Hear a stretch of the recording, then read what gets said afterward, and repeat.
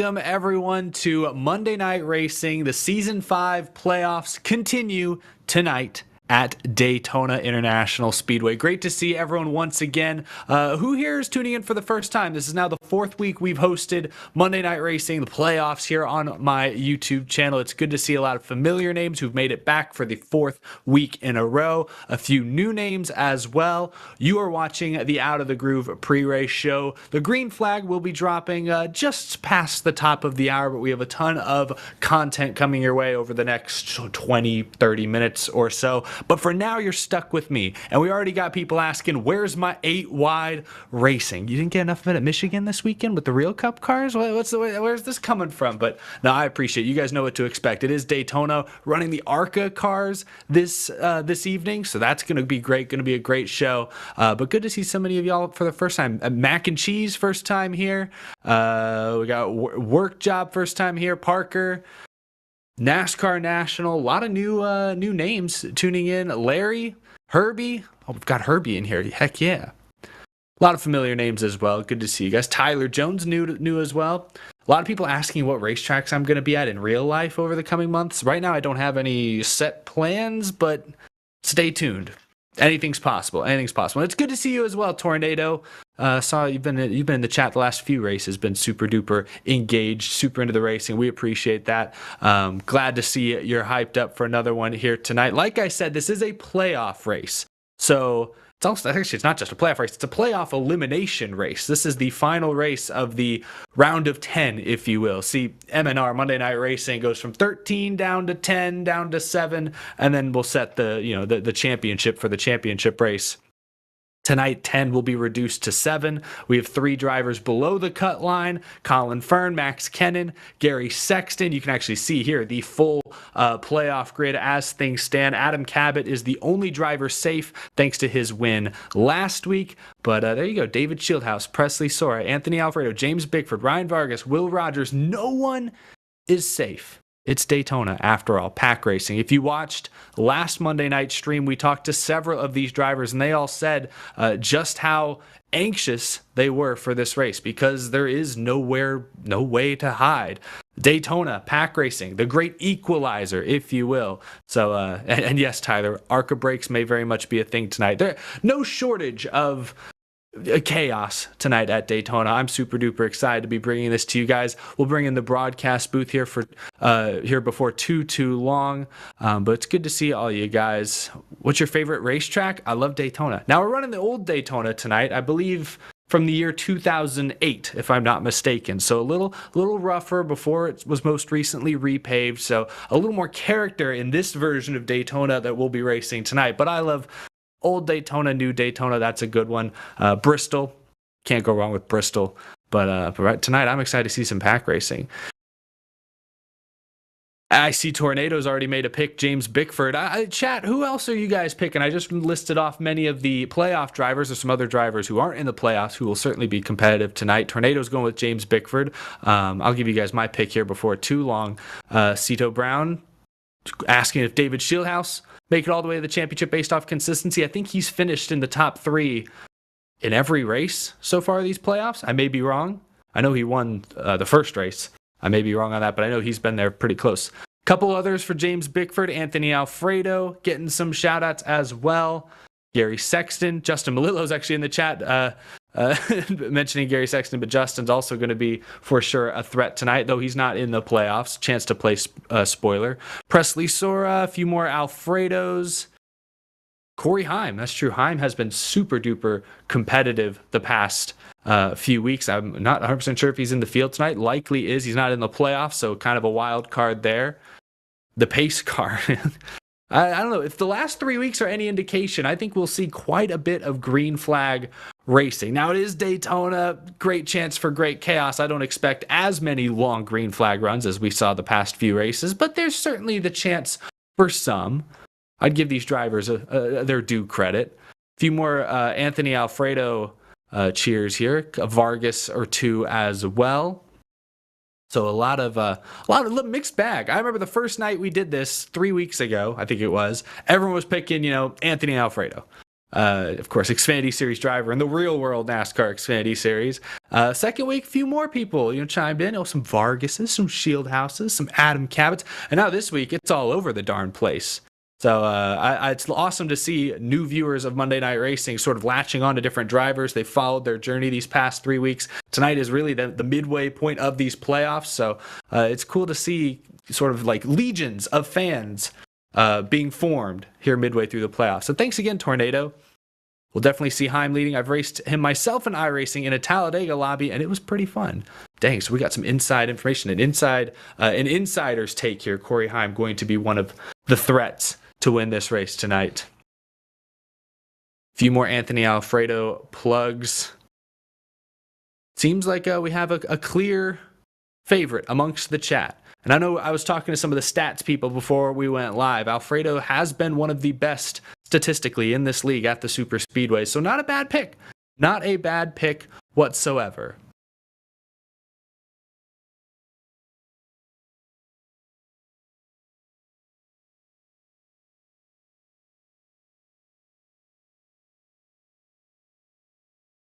And Bobby Gerhardt, they are racing the ARCA cars tonight. That's going to be pretty exciting.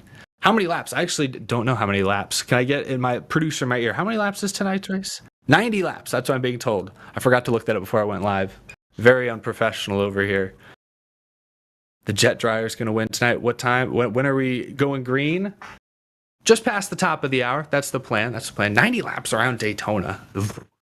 Could be here for a long, long time. We'll see how clean these boys keep it. But with playoff eligibility on the line, 3 drivers going home.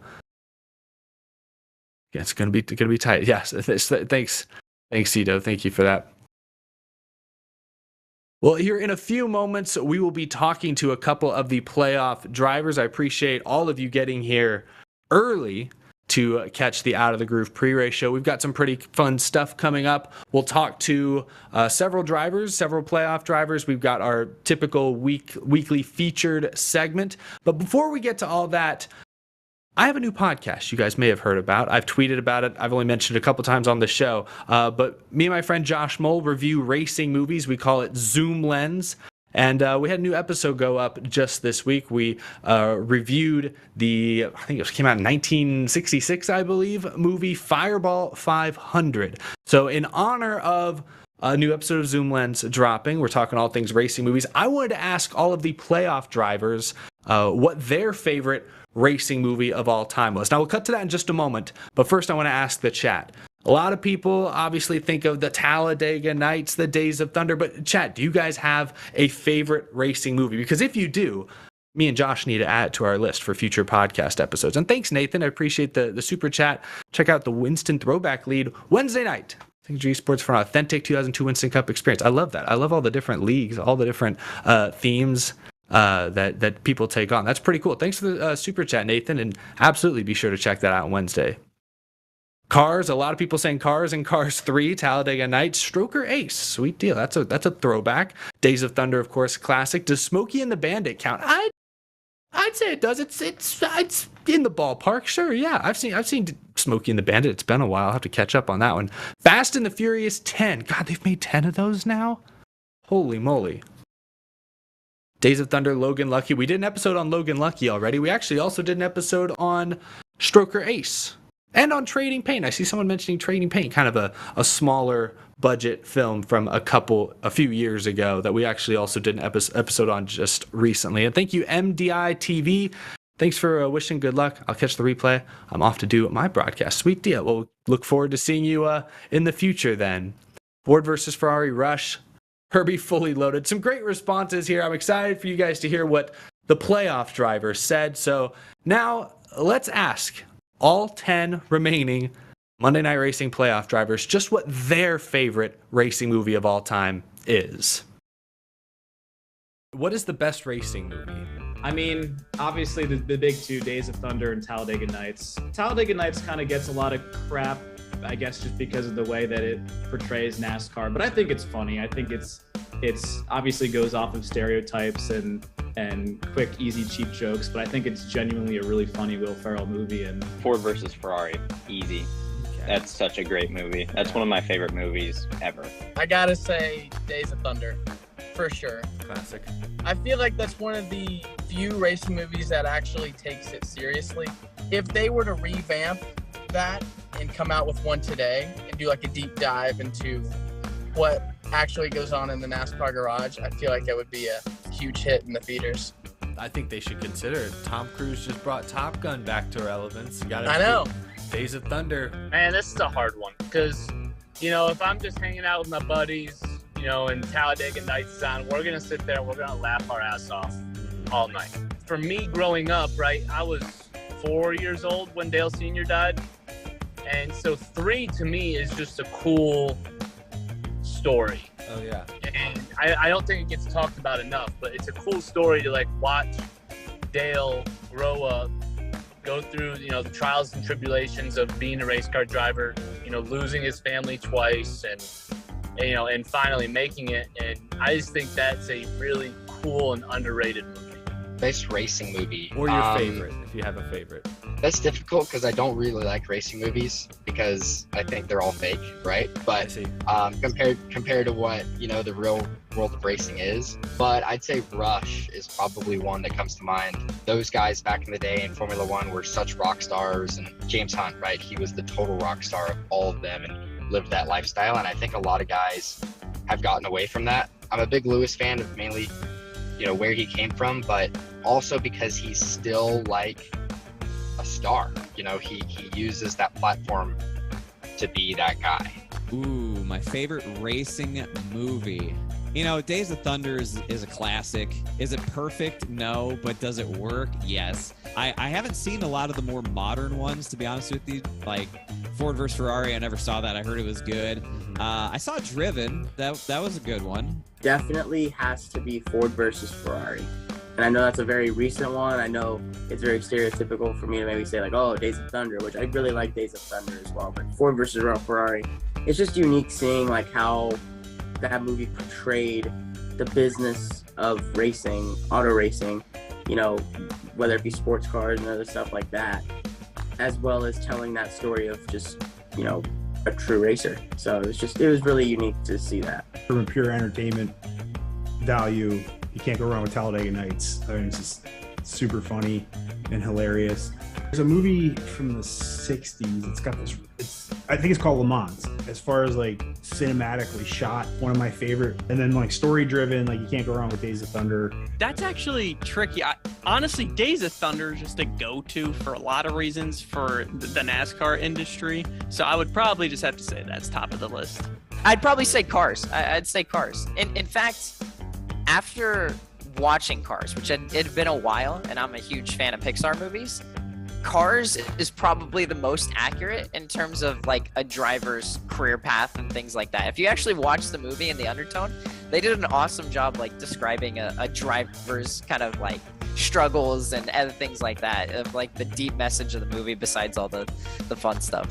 So I really enjoy Cars. Yeah, everyone looks at it, it's it's a talking car, it's unrealistic, but no, some of the ways it's the sport is represented, actually it's surprisingly realistic. It's really crazy. It's actually really crazy. Yeah, you just have to get past the cars with eyes. That's all it takes.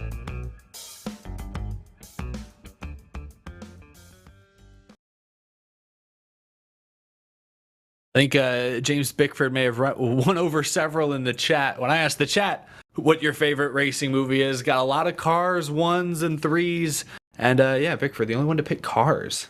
I don't know, big Cars fan. I need to go back and watch Cars 3. When I first saw Cars 3, I went full theming. I went and saw it in an old school drive-in movie theater, just went full Cars for that one, but wasn't the greatest viewing experience. I went back and watched it later. To me, that's the best NASCAR movie of the 3. We don't talk about Cars 2. Cars 1's a great movie, but aside from the beginning and the end, there's not a lot of NASCAR in the middle. There's a lot of small town, all that plot development stuff nobody really cares about in movies these days. Cars 3, though, Boy, that really speaks to the soul of a lot of modern day NASCAR fans, in my opinion. So, yeah, a lot of James Bickford fans now being created in the chat. That's pretty great. Let's talk about someone who won, or let's talk about someone, I guess I should say, who's still in the playoff hunt. He's actually just a few points below the cut line as we speak coming into this race. But Gary Sexton has had a very strong season. And this week on our special Getting to Know Drivers segment, we sat down with Gary and got to know his background in sim racing and racing all across the board. We got to know him a little bit better. So let's check that out. Gary Sexton, featured driver of the week. You know him for everything that he does on the track, but also he does so much behind the scenes for every single Monday Night Racing broadcast. Podium eSports own Gary Sexton, donning the number 1 this season in Monday Night Racing, looking for that championship. You do so much behind the scenes with Podium. You've been a member for so many years, but also there's a lot that you do away from the sim. What exactly do you do for a job? The longest time I've worked in and out of companies as a motion graphics artist, mainly in advertising. It's kind of been a lifelong dream of mine to work in racing, and fortunately enough, my biggest client is a agency out of Charlotte and do mostly work for Mobile One Racing right now. It's all video, motion graphics, really cool stuff. I was just up and working on the live broadcast for the Pikes Peak Hill Climb, and I'm pretty much responsible for the entire look and feel of Podium. The branding, created the logos, one of the managing members with John Theodore and Ryan Bauer. So yeah, anything to do with the image of Podium Esports, that's me.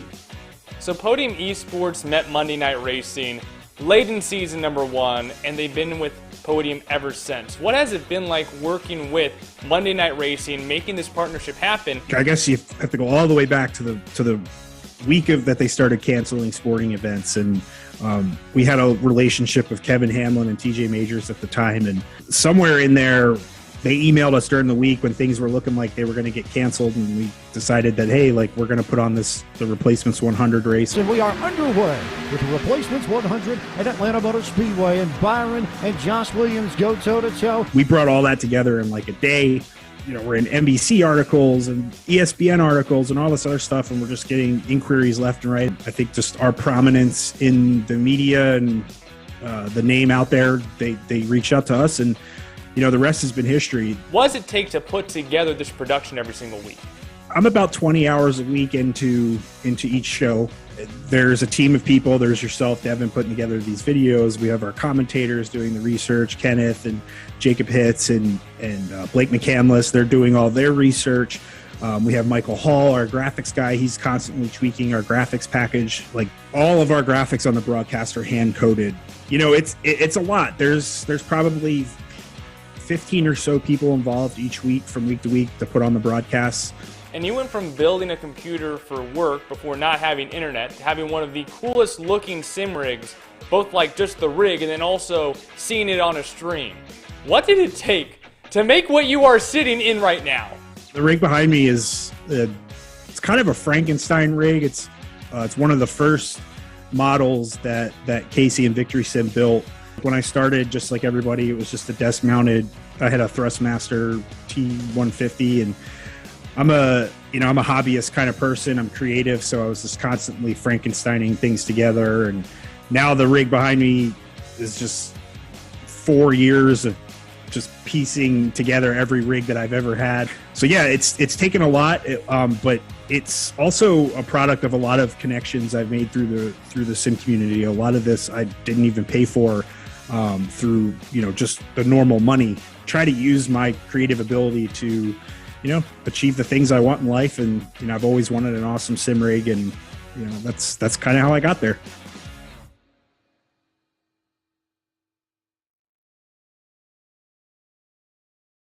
And we are now joined live by the driver of the number 1. Gary Sexton is here. How's it going, man? Doing well, Eric. How are you doing tonight? Doing fantastic. Cool to see you. Is that the same sim rig we just got to see a special feature on? Because I saw a lot of people in the chat were very blown away by it. Yeah, it is. For the most part, I think some of the B-roll that we had of it is a little bit older. We've got some different pieces and parts now, but it's more or less the same setup. It's nice and cozy, ready to go. And yeah. You're always adding to it then. It's never finished. Yeah, it's never finished. It's always a work in project or a work in progress. Just like any hobby, I'll be content one way for 10 minutes, and then the next thing you know, I want to move this around. I'm going to put this over here, and it's always changing. Awesome stuff. Well, tonight, big race ahead of you. You're in the playoffs, but this is an elimination race, and coming in tonight, you're just a few points below the cut line. So, where's your mentality at? Where's the headspace going into a race like Daytona? It could go any which direction. Yeah, given where we are on the cut line, we're below it. There could be a wreck, and we could get a decent finish and get in. But I basically look at this as I got to win. I got to go out there and win. What better time to get my first win in the league than here? Lock myself into the next round. I love plate racing. I think we'll qualify well, and I'm just going to try and race up front, try and lead as many laps as I can, and be there at the end. It's a little, these cars are tricky. You cannot push with them without spinning somebody out. So you're really going to have to be careful with your runs and timing them right, and making sure that if you're getting pushed, that you're either taking that run to another lane so that you don't run into the person you're coming up on. And if you don't have room, you got to hope that the guy behind you is aware of what's going on. I've got a really good spotter, Michael Hall. Hopefully you'll get to hear some of his audio tonight. He's really good about telling me what lines are doing what, where my runs are coming from. And, just like in real life, it's complete chaos. You got to be aware of everything that's going on around you, driving out of your mirror if you're in the front of the pack. Always looking 5 or 6 cars ahead, making sure you're watching for checkups and stuff. So yeah, I'm looking forward to it. It's always a lot of fun. Hopefully we can hold on to our faster pair until the end of the race, just in case we get caught up in a late race wreck. Absolutely. You just mentioned a lot of your friends on your specific team, spotter, people you're going to be working with. And we appreciate you kind of miking yourselves up for that tonight. I think that's going to be really cool for the viewers. But do you have any friends on the racetrack that you maybe plan or hope to work with over the course of this race? Yeah, I've got my 2 teammates, Adam Cabot and Bailey Turner. Adam locked himself in last week with a win, and Bailey isn't in the playoffs. So hopefully in their eyes, I'm the next one to get through, and they're going to help me out coming towards the end of this. So I definitely look for working with them. There's certain guys out here that are really good at plate racing, like Malik. It's always a privilege to have him in here when we're on a plate track. So I always look to work with Malik Ray when I can, because he's always going to be going to the front, always making moves that are going to keep him going forward. So yeah, that's pretty much my plan, and just try and stay up front. Well, we'll be watching. Hope it works out for you. Good luck tonight, Gary. Good luck making to that next round. Thank you. Appreciate it. Awesome stuff. We'll now be joined, I believe we have a mic on him. We'll be joined by Gary's teammate, who he just mentioned, the most recent winner in Monday Night Racing, who is locked in. Adam Cabot joins us now. Adam, how's it going, man? Do you got us? Yeah, I got you. Thanks for having me. Awesome. Well, coming off a win last week, how does that change your approach? You got to be the only driver at Daytona tonight, who's just relaxed, having some fun. For the most part, I am, but I got to get out of the way that, unfortunately, I tested positive for COVID earlier today. So right now, I'm pumped full of Dayquil, and it's keeping me feeling at least all right, but definitely a little under the weather. There's never a good time to have COVID, but if I had to pick a week, it would definitely be when I'm locked in and when we're at a plate track here. So just kind of trying to complete the laps tonight and see what I can do here. Well, I hope you're feeling okay first and foremost. But secondly, we just talked to your teammate, Gary Sexton. He said he was hoping for maybe some help from you since you're already locked in. Does that change the way you race tonight? Are you going to be trying to stick to your teammates closely? It does, but it's going to be difficult to really work with other cars in the track. You can still push aerodynamically, but the biggest challenge, and I think just the biggest story of the night, is going to be not being able to bump draft in these cars. Since we have the intermediate style bodies in the ARCA cars, not the super speedway style bodies, you can't even so much as, breathe near someone's back bumper without turning them. And even if everyone's on the same page and knows that, it's going to be really tough to not have checkups in the middle of the pack that end up causing wrecks. So that's probably going to be the biggest thing to watch out for tonight. But I also definitely want to give a shout out to Atlas Hair Products, who are jumping on board this week and for the rest of the season. So really excited to have them on board. get them involved with Monday Night Racing. Use code MNR on their website to get 20% off. And yeah, looking forward to finishing off the season strong with them and hopefully giving them, a part of my run to become back-to-back champion in Monday Night Racing. Yeah, I was going to say the red and white scheme looks awesome. I'm always sentimental to the number 17 car. It looks great. Good luck tonight, Adam. Hope to see you in victory lane at the end of the evening. Thanks, Eric. Appreciate it. Awesome stuff. That was Adam Cabot. We spoke to Gary Sexton earlier. Now it's time, as I believe qualifying is about to get underway. I think it's time we bring in the booth tonight. We've got Blake McCandless, Kenneth Bueno, Jacob Hitz calling the action. A perfect trifecta in the booth. Gentlemen, can you hear me? Blake, take it away.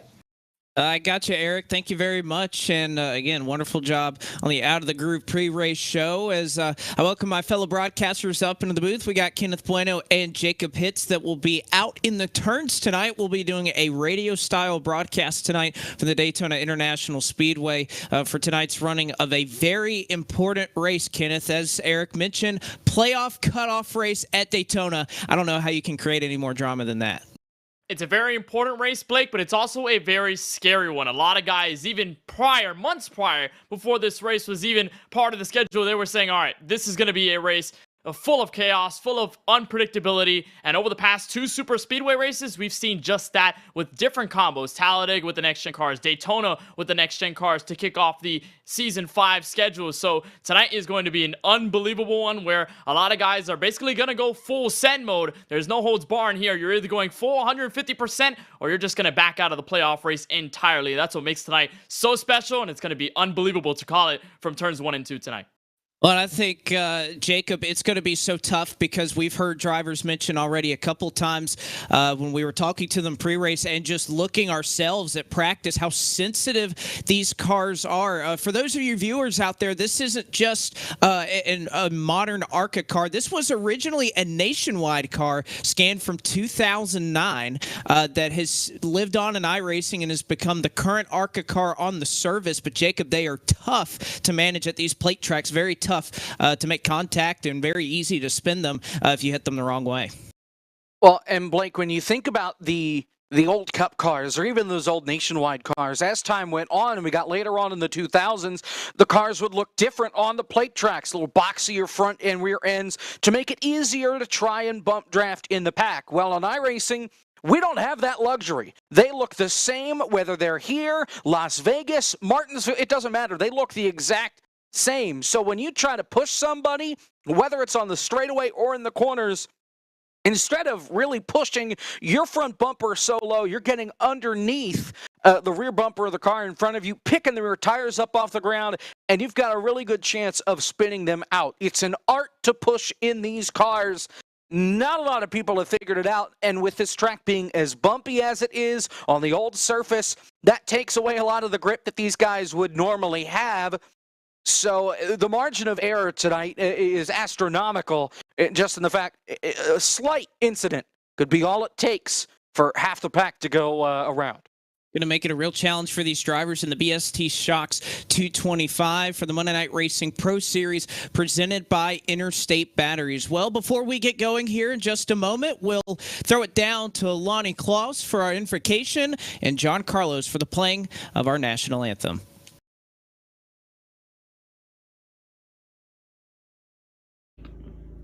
Let's pray. Our Heavenly Father, we thank you for this opportunity that we have to participate in this event today. We thank you for the privilege to live in the United States of America, one nation under God, indivisible with liberty and justice for all. We commit this event to you, and may we please you. We'll give you the thanks. In Christ's name we pray. Amen.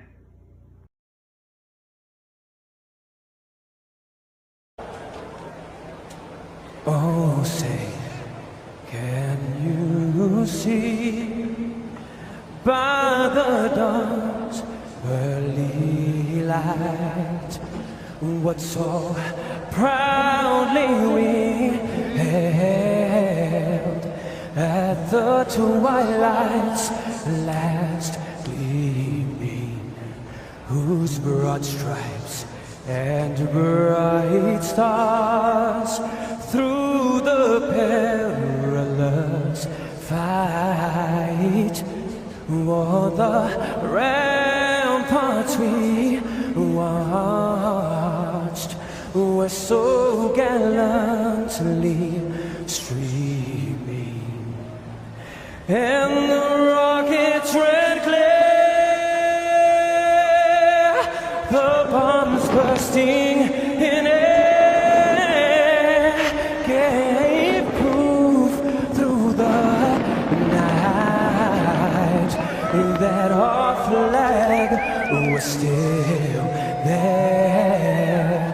Oh, say, does that star-spangled banner yet wave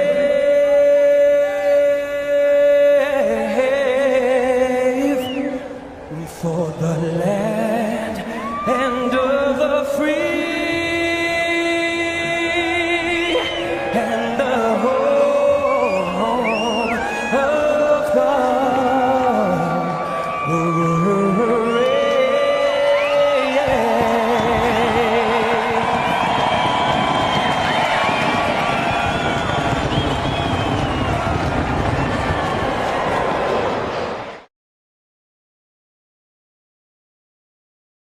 Thank you very much, John and Lonnie, with our national anthem as well as our invocation for tonight. Before we get going, though, this is why this race is so important. You're going to look at the playoff standings right there for the Monday Night Racing Pro Series round of 10. This is the final race in this round. You can see those three drivers below Kenneth looking to try to get their way up. It is Colin Fern, Maxwell Kennan, Gary Sexton, some heavy hitters that are having to try and make their way up into that cut line. You can even say a little bit of a tie right there with Will Rogers in this final round. Yeah, you're right, Blake. Big names underneath the cut line, especially Colin Fern. He was at the Championship 4 just one season ago at the Charlotte Esports Hub, and he's facing elimination from basically not being on stage this time in Season 5. And talking with ARCA, at least when he was talking about it on the Out of Glue pre-race show, he was talking about how basically no one is safe apart from Adam Cabot. That's entirely true. Even David Schildhouse with his points buffer to the 1,035 point standings that Will Rogers and Colin Fern have, there is no safety whatsoever. Anything can happen at a track like Daytona, and you can be bumped from second on the standings all the way to dead last if things don't go right. There is no safety at all. You're going to have to go 100% tonight. That's what makes things so crazy here at a track like this in this round specifically. And again, not the first time we've been here in this playoffs. It was the Mazdas on the road course that we ran to open up these playoffs. But, of course, going to the older scan, the bumpy version of Daytona, as they like to call it on the iRacing service. But let's go ahead and rattle off our picks. Jacob, I'll have you do the honors first. All right, well, it's pretty simple, guys. Back in November, I called a season opener. Justin Melillo won that race. It was a wild race. Melillo came through the pack and won it. I'm picking the 53 tonight. It just feels like his kind of night. It was the same track car combination then. I'm going with the 53. Justin Melillo finally breaks through, gets his first career win in Monday Night Racing. See on the bottom of your screen there, Kenneth, you're going with George Belfans Jr. I'm also going with a first-time winner, George Belfans Jr., of course, not in the Pro Series last season, but over the last 4 super speedway races, our stats tell us 3 out of those races, one of them he finished 36, but 3 of them he finished 2nd, 3rd, and 4th. And that 2nd and 3rd place finishes that he had, those 2 races were at the season opener at Daytona and the next gen race at the Talladega Super Speedway. So if there's one thing for certain, it's that this 94 car knows how to weave his way through these large plate races. So I'm taking the 94 to clear way and get his first checkered flag of the season 5 schedule, and of course his first M&R win entirely. I'm going to go ahead and just go with Ryan Vargas. Not only did he tear up some chips and salsa at Chili's yesterday, it was a great call to go there, but I just think he's due for a win, right? This is his type of place. He's always at the front of these deals, just has not quite broken through so far yet this season, but I'm going to go with Ryan Vargas. And Eric, how about James Bickford? Really interesting pick there. Yeah, so I believe, as we were talking about before the show, I think he has maybe 1 career top 15 finish at super speedways in his MNR racing career. But yeah, I look at that as he's due, and he's in the playoffs. He's close to the bubble. I look for him to put forth his best super speedway effort to date tonight. That's Eric Estep's pick as we'll quickly scroll through the starting grid here tonight. You could see on pole for tonight, Garrett Smithley, 50.235 is your quick time. Gary Sexton, playoff contender, looking to crawl his way in. It's great to start on the front row. See Adam Cabot, Justin Malillo will roll off third and fourth. Fifth will be Anthony Alfredo. Sixth is David Schildhaus. Colin Fern will start the seventh position alongside Robbie Lyons in eighth. It'll be Will Rogers in ninth and DJ Cummings around out the top 10, Kenneth. Well, it's my pick, George Belfans Jr., who rolls off from 11 tonight. He has playoff driver Maxwell Kennan to his outside in P12. It'll be the 24 of Nick Olson in 13th. And your pick, Blake McCandless, Ryan Vargas in that P14 spot. He is 6th in the playoff grid going into tonight's race. Bailey Curry will be 16th, Mike Clay 7th, or rather, Bailey Curry 15th, Mike Clay 16th. It'll be Case Collenbach in 17th, joined by the 41, Matt Stolnick. Brad Perez will be in 19th, and Michael Massey in the 27 rounds out the top 20. The rest of your grid will roll across the bottom, Blake, as the field comes past my purview here in turns 3 and 4. We're about set to go and get this cutoff race underway. We certainly are, as the pace car in just a couple of moments will dive to the safety of the pit lane and hand over the field to Garrett Smithley, driver the number 15 out of Leganer, Pennsylvania. Green flag is out and we are racing for 90 laps here at Daytona. Up to full song they go through the tri-oval, but just about 150 miles an hour before they hit the high banks of turn 1. It doesn't look like, Blake, there's going to be any moves made. Of course, still going through the gears. Everybody trying to build that momentum up. It feels like after the first lap is when we're really going to start to see these moves made. Still gridlocked between the 15 and the 1 coming out of turn 2. Some drivers already ducking down in the apron. They want to have nothing to do with the race right now. Jacob on the back straightaway. And that's what some drivers have probably been planning since the drop of the green flag, or practice even. Just get out of line, drop to the back. On the plate tracks, the theory is the safest place is either at the very front or the very back. Some of those guys near the cut line may decide to go toward the back. They certainly will, as they are 2 by 2 about the first 7 or 8 rows. You have the Chevrolet of Smithley on the bottom. Sexton charging up top at the line. Just 3/1000ths of a second separates them as they are still stacked up to turn 1. We're still going to see this often, Blake, all night long over the 90 laps that we have here tonight in this BST Shocks 225. These guys as close as they could ever be, and that inside line, they're rumbling through the bumps already. The oscillation starting to take place. We'll give the run to the high side, Gary Sexton. That push from the 53. Justin Malillo will get him out front for a moment. And these two will remain side by side. It's about 15 or so cars in this lead pack. Max Kenny gets put 3 wide further in the back of this lead pack. Couple of stragglers behind him, and then a second back pack forming, couple of seconds behind. About a car length ahead goes Garrett Smithley, as he will have control of the field. He can go high or low. He'll elect to stay on the bottom line and hold Adam Cabot at bay for the time being. So give lap 2 to the 15 of Smithley. And you can tell, Blake, the anxiety is still here between most of the field, because you can see a lot of the green banners, a lot of these guys in the top 10, majority of them playoff drivers. And going into tonight's race, apart from that 17, they don't want to have anything awry happen here at Daytona with this specific combo. Still even for the race lead on the super stretch.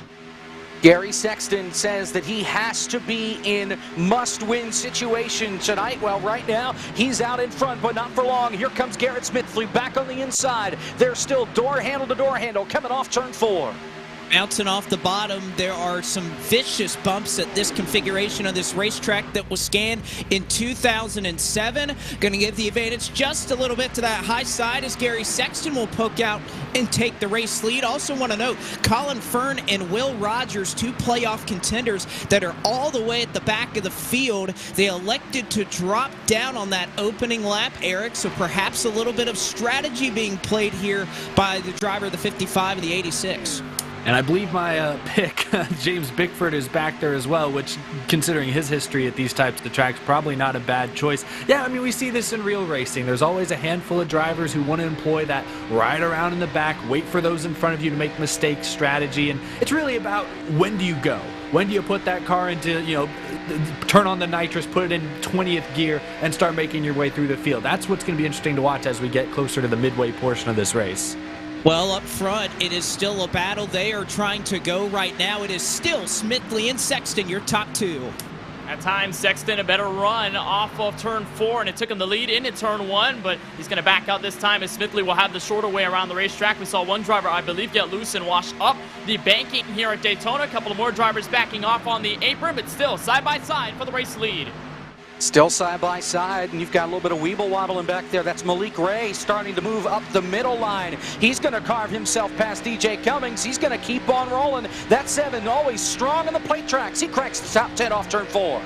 Malik Ray trying to make it work in whatever line he deems fit as he tries to go up the middle 3 wide. He'll poke to the outside for just a moment on Robbie Lyons. Tucks back in line, but they are 3 wide now in the top 7. It was Anthony Alfredo who punctured the middle there and shuffled the 53 of Justin Melillo out of line. So Melillo will have no choice but to try and find some space. Pretty much everybody in the top 20 all clustered together. They're still 3 wide coming out of turn 2. And Gary Sexton this time helped from the 23 of Anthony Alfredo.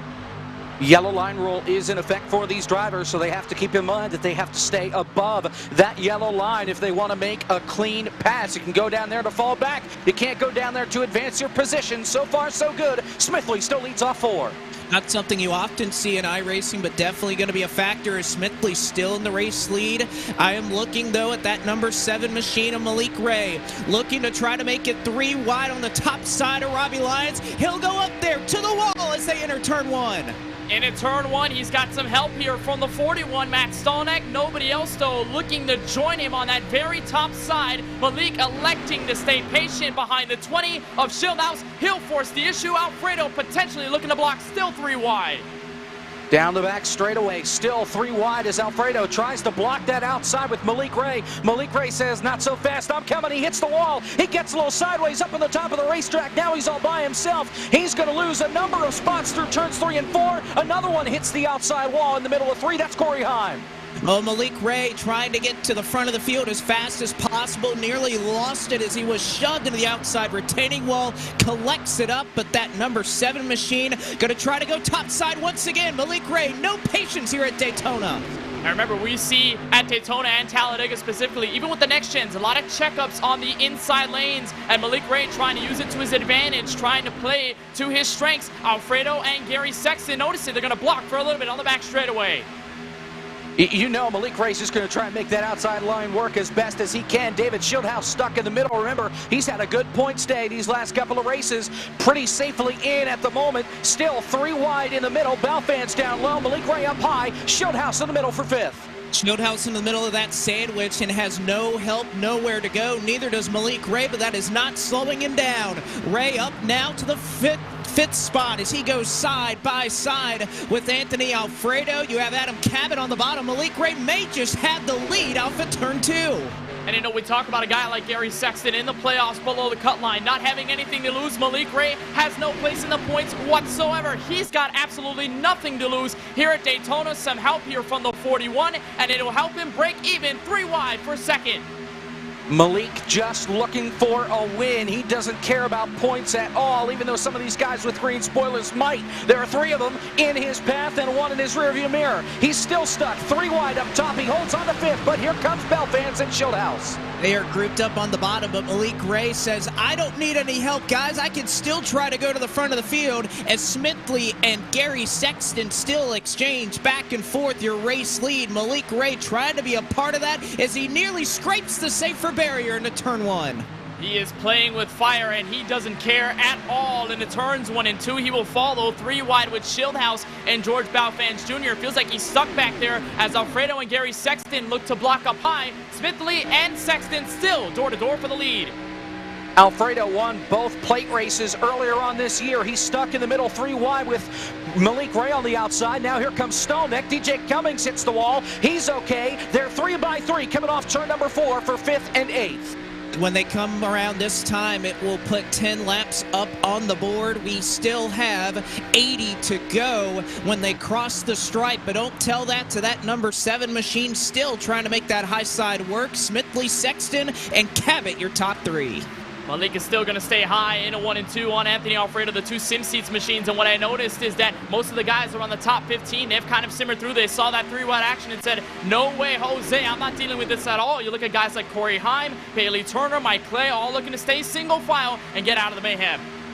And Robbie Lyons joins them as well. He bails out of line a little too early for him to be making those aggressive moves. And now things have settled down at the front of the field. Back to double wide. Garrett Smithley clear out in front. Then it's the Adam Cabot and Gary Sexton side by side for second.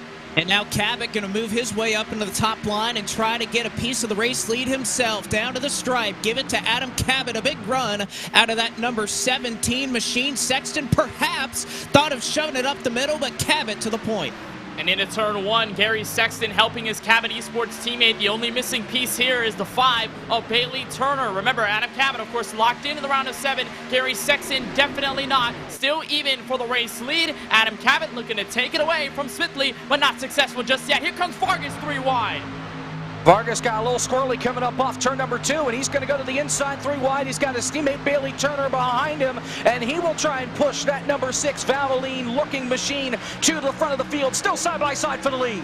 Vargas on the bottom, then you have Belfens in the middle, and then you have up all the way on the top side trying to make it work. That number 1 of Gary Sexton. Cabot clear to the lead right now. They are 3 wide for second, and they're 2 by 2 for fifth. And they're still 3 wide, the 2 Crypto Autosport teammates working that third line again. The 41 of Matt Stolnick. He's a previous winner at Daytona. The 10 of DJ Cummings. He's done rather well at the super speedways in previous history. And now add in Corey Heim in that 78 to that third line, slowly creeping up on the back straightaway. 3 wide, still 3 wide, pretty deep back there. Now Gary Sexton stuck in it. Here comes DJ Cummings up the middle. George Belfans Jr. pokes his head to the outside. He'll lead that top side 3 wide. It's still Cabot and Smithley side by side for the lead.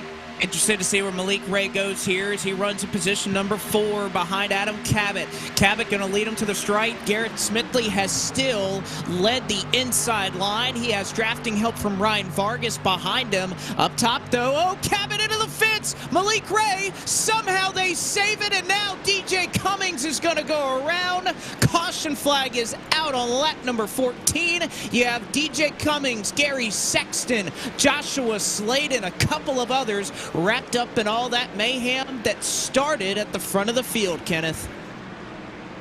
They were 3 wide, and it was just a scuffle there between Malik Ray and Adam Cabot. That was on the outside, pushing for the lead. You watch the bobble right about here. It gives the push to the 17. He travels up the track. He takes Malik with him, and then as they're packing in to get away from all of it, DJ Cummings gets hit from the rear by his own teammate, Bailey Kerner, David Schildhouse, Corey Heim, Gabe Wood, Gary Sexton, all of them getting caught up in the mess. And this, frankly, Blake, was what everyone was fearing at a combo like this in the middle of the playoffs. A huge wreck at lap 15. You can see another look on board right there. That is David Schildhouse. Have to imagine that there's a little bit of damage. You don't see it visibly, but perhaps I think under the hood is where that 20 would be slowed down, if any. And Eric, I know we came into today, we knew this was a long race, 225 miles in the BST Shocks 225 tonight, but yet this is lap 15, and they are just, there is no patience here. Yeah, they were trying to do this for about 14 laps until things finally unraveled. This is what happens when you have a mix of playoff drivers who are on various schedules themselves. Adam Cabot's just racing for a win. He's not racing for points, but you have others racing for points. You have other either part-time racers in the series or drivers that just aren't part of the playoff picture who are just racing for glory. They're out there having fun on a Monday night, trying to put on a show for everyone watching on YouTube and on Twitch. So you get those different schedules, different senses of urgency, and that's what leads to big pileups and big wrecks like this. But a few heavyweights in early trouble. This feels good, though, for my pick, James Bickford. He rode around, and I believe he avoided this crash. Well, again, you want to be at the front as long as you're not wrapped up in that. I think is the way you want to play it, is you will see most of the field make their way down onto pit road here on lap number 16. Caution flag number 1 in the BST Shocks 225. This final race of the round of 10 for the Monday Night Racing Pro Series presented by Interstate Batteries. As we work along here, you can get a nice shot of that scanned nation nationwide car that has since been converted to an ARCA car, Garrett Smithley. You could see fuel only is likely the call for that number 15. Tires likely not going to be a factor at any point tonight because, well, it's Daytona. It shouldn't come into play all too much, or at least this early on in the run. So you'll see Smithley, the first car off of pit road. He brings along Ryan Vargas in second place with him off of the pit lane. I want to take this time to remind you that Interstate Batteries, they are built to top industry standards and has been the technician's choice for 9 years and counting. Powered by a distributor network of 300 wholesale warehouses and backed up by more than 150,000 dealers around the world, as well as 200 all Battery Center franchise stores, Interstate seeks to deliver the most trustworthy source of power to the world every single day. Interstate Batteries, outrageously dependable. We appreciate their support of the Monday Night Racing Pro Series presented by Interstate Batteries. So glad that you could join us here for the virtual Daytona International Speedway. Blake McCandless, Kenneth Bueno, Jacob Hitz, and Eric Estep on the call for you here tonight as we are slowed by our first caution flag of the evening early on in this one. And what is sure to be a fun race going forward. You can see right there, I believe one driver headed on to pit road. That is Corey Heim, who missed his pit stall. He left Jacob with the race lead off the pit road, but did not pit. So he'll have to go to the back once he now comes down and finally gets service. Yeah, so he tried to make it onto pit road, and, well, he did make it onto pit road. He just missed his box while everybody was making their way to their boxes. It's difficult for these guys to pit when there are that many cars around it. Plus, in sim tonight, Corey Heim is in a different number. He's in as the 78. It even shows 78 on the door of his race car. I think that's why he was a little thrown off, because he's running a number that he's not used to, so he sees the 78, he keeps on driving. He's looking for that 51 that he's familiar with here in Monday Night Racing, so I think that's why Heim missed his box. He'll pit now, take service, and will restart at the tail end of the field. The one thing I'm curious to kind of note is how long we can go on fuel on a full green flag run. Now they have had the they have had the wherewithal to kind of shorten the fuel tank, or at least you have the customization within iRacing to limit the amount of fuel that can be added to these race cars. It is typically 18.7 gallons is the maximum that this car can hold. It looks like tonight for the fuel cell, it is 14 gallons that can be held. So it's probably, what, in the 30s or so, I would say. You get a good look at the in-race analysis right there that kind of explains everything. So we will see if that'll come into play with what will be just under 75 laps to go here at Daytona. Barney the flagman, you can see green flag in the air, and very quickly Garrett Smithley shoots out to the lead. Vargas will fall in line in second. Adam Cabot will round out your top three as they head to the banking of turn number one. In turn one, already a change of pace on behalf of our last start, which was our green flag to start this BST Shocks 225. Already some more patience, but maybe not so for the 6 of Ryan Vargas, already shooting up high. He's got help from Max Kennan in the 21. So Ryan Vargas out of La Mirada, California, looking for the lead on the back straightaway. And you know that Vargas is looking for a win. It was a win that got himself into the championship 4 seasons ago. He wants to get that momentum rolling, and he wants to start it now. Garrett Smithley not in the playoffs. He still leads in the bottom coming off turn 4. You think of two drivers that have been at JD Motorsports at one time or another between Garrett Smithley and Ryan Vargas. Give it by just a nose to Ryan Vargas at the line. He's got Maxwell Kennan. First time we've seen him up front tonight. You talk about JD Motorsports and their affiliation with Smithley and Vargas. How about the 05 Bailey Curry, another JD Motorsports driver? He's made his way into the top 6 after starting 15th tonight. A couple more drivers duck underneath the apron to get out of harm's way. But as you ride on board with Kennan, he's pushing Vargas still the race lead.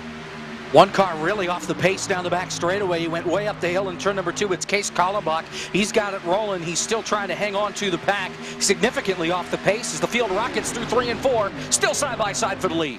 I'll just round out this JD Motorsports segment with Gabe Wood, who was just on the outskirts of the top 10. He's that orange car that is directly behind the blue number 20 of David Schildhouse as he runs on the top side of the racetrack. They still are side by side through your first 5 rows. You know, as we're talking about the JD Motorsports camp, we also need to talk about teammates and how vital they're going to be at these super speedway races. I don't believe we've seen them in full force quite yet, Blake, but teams are a big thing. Working together with drivers is instrumental in success, so we'll see how far that works through tonight. You always need help when you come to the plate tracks, people that you know you can work well with, and sometimes, especially early on, you want them with you. Toward the end, it's a free-for-all. Right now, Ryan Vargas, a lot of friendly folks in his mirror, still can't get by Smithley on the outside. You can see them stacking up, that they kind of stagnate with the lack of an ability to push these cars. As you see Vargas once again utilizing that middle to high line. He'll have the lead over Garrett Smithley side by side into turn number 1. And still a staggered formation. Nobody really getting an edge here back to turn 1 or maybe out of turn 2. A little bit of an opportunity to side draft there for the 6 Ryan Vargas. 21 of Kennan still going to give him the push. And just like the opening run of the race, we're still gridlocked for the race lead. Still side by side, Adam Cabot back up in the thick of it. He was involved in that first caution. It did not take him long, though, to get back up to the front of the field. He sits in 4th, second on that inside line as they make their way through turns 3 and 4. Still 2 by 2. You have to wonder when somebody will try to make their way up to that third line. Smithley on the bottom, Vargas still behind them. You have Adam Cabot, Maxwell Kennan. Then kick it back to that third row. You talk about Bailey Curry as well as Anthony Alfredo trying to push their lines along. And that big wreck as they sail for turn 1 once again, still side by side for the race lead. It opened the door for a lot of guys to enter the top 10, top 15, and frankly push themselves to the forefront of this conversation as they rise out of turn 2. They're 3 wide back there. Malik Ray trying to make that third line happen, but Vargas and Smithley still even on the super stretch. Charlie Brown drops down to the bottom. He's going to give up a couple of spots and try and get out of this Hornets nest. He thinks they're getting maybe just a little bit too aggressive. Garrett Smithley clear for the lead once again, but that outside line will try and mount a charge coming off turn 4.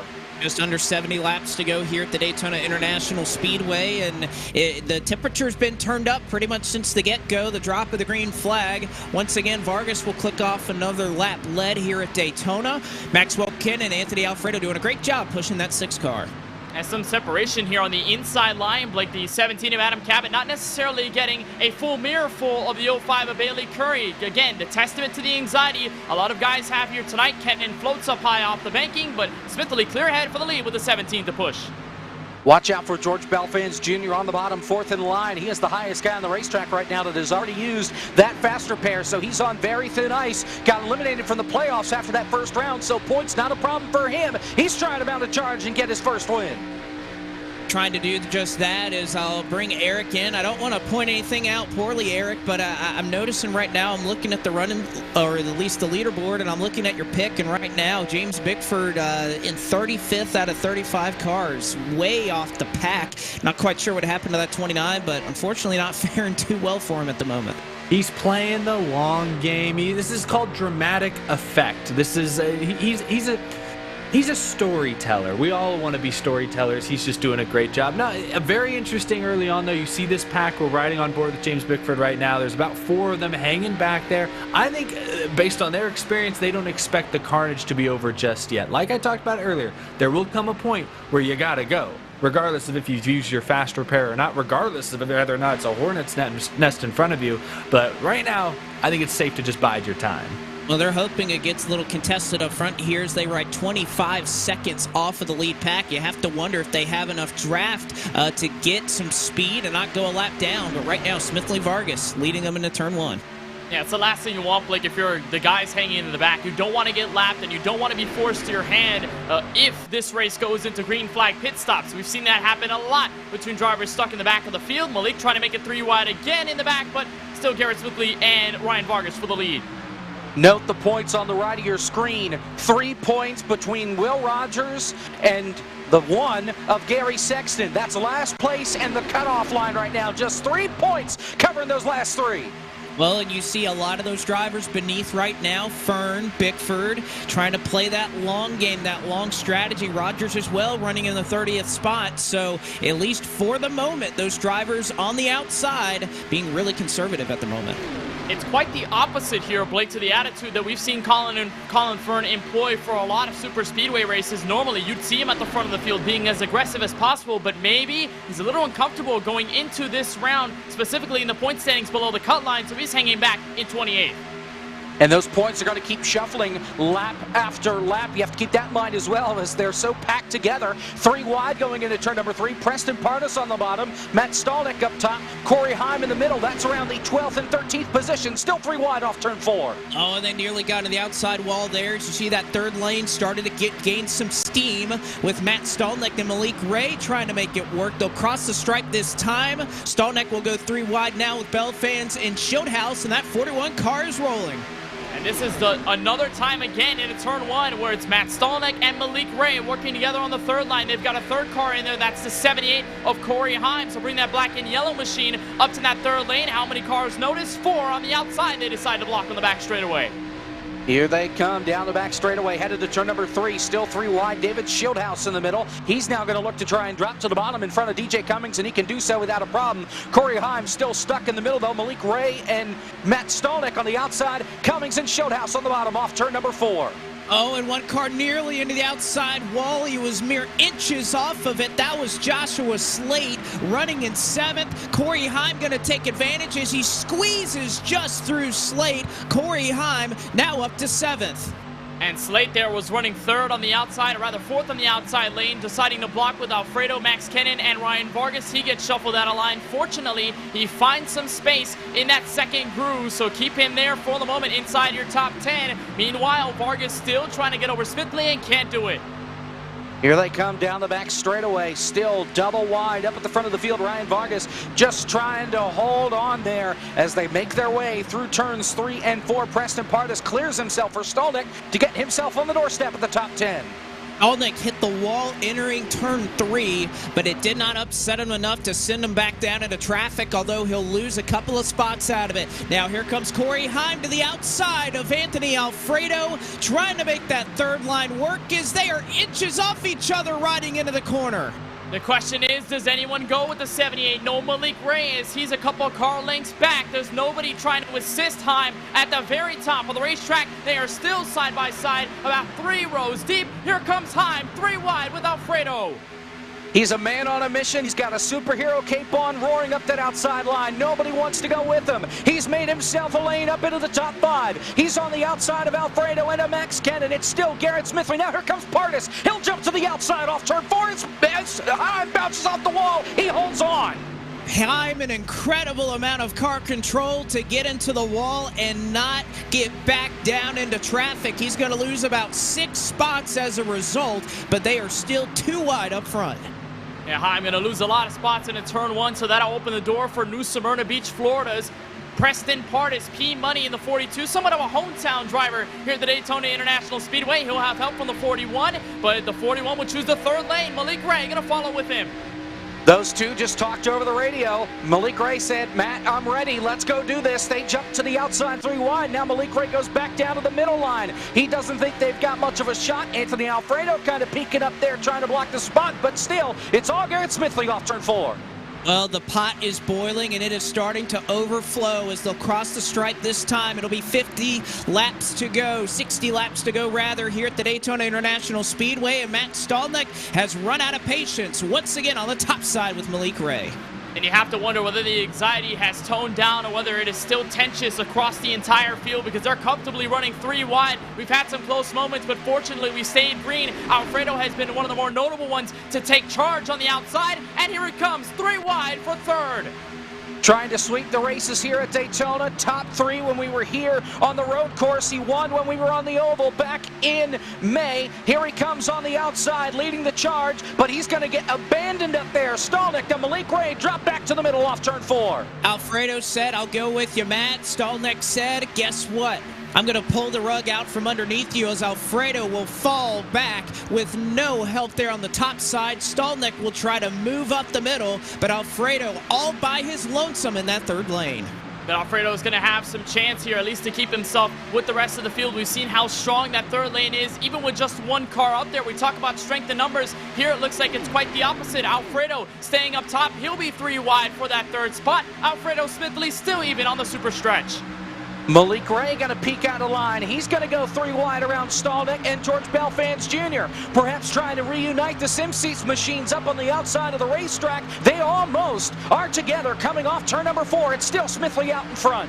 You can see on the right-hand side of your screen this playoff picture changing lap by lap as a tandem of SimSeats Chevrolets will try to make the charge up to the top side. Alfredo on the outside. Alfredo looking for the lead into turn number 1.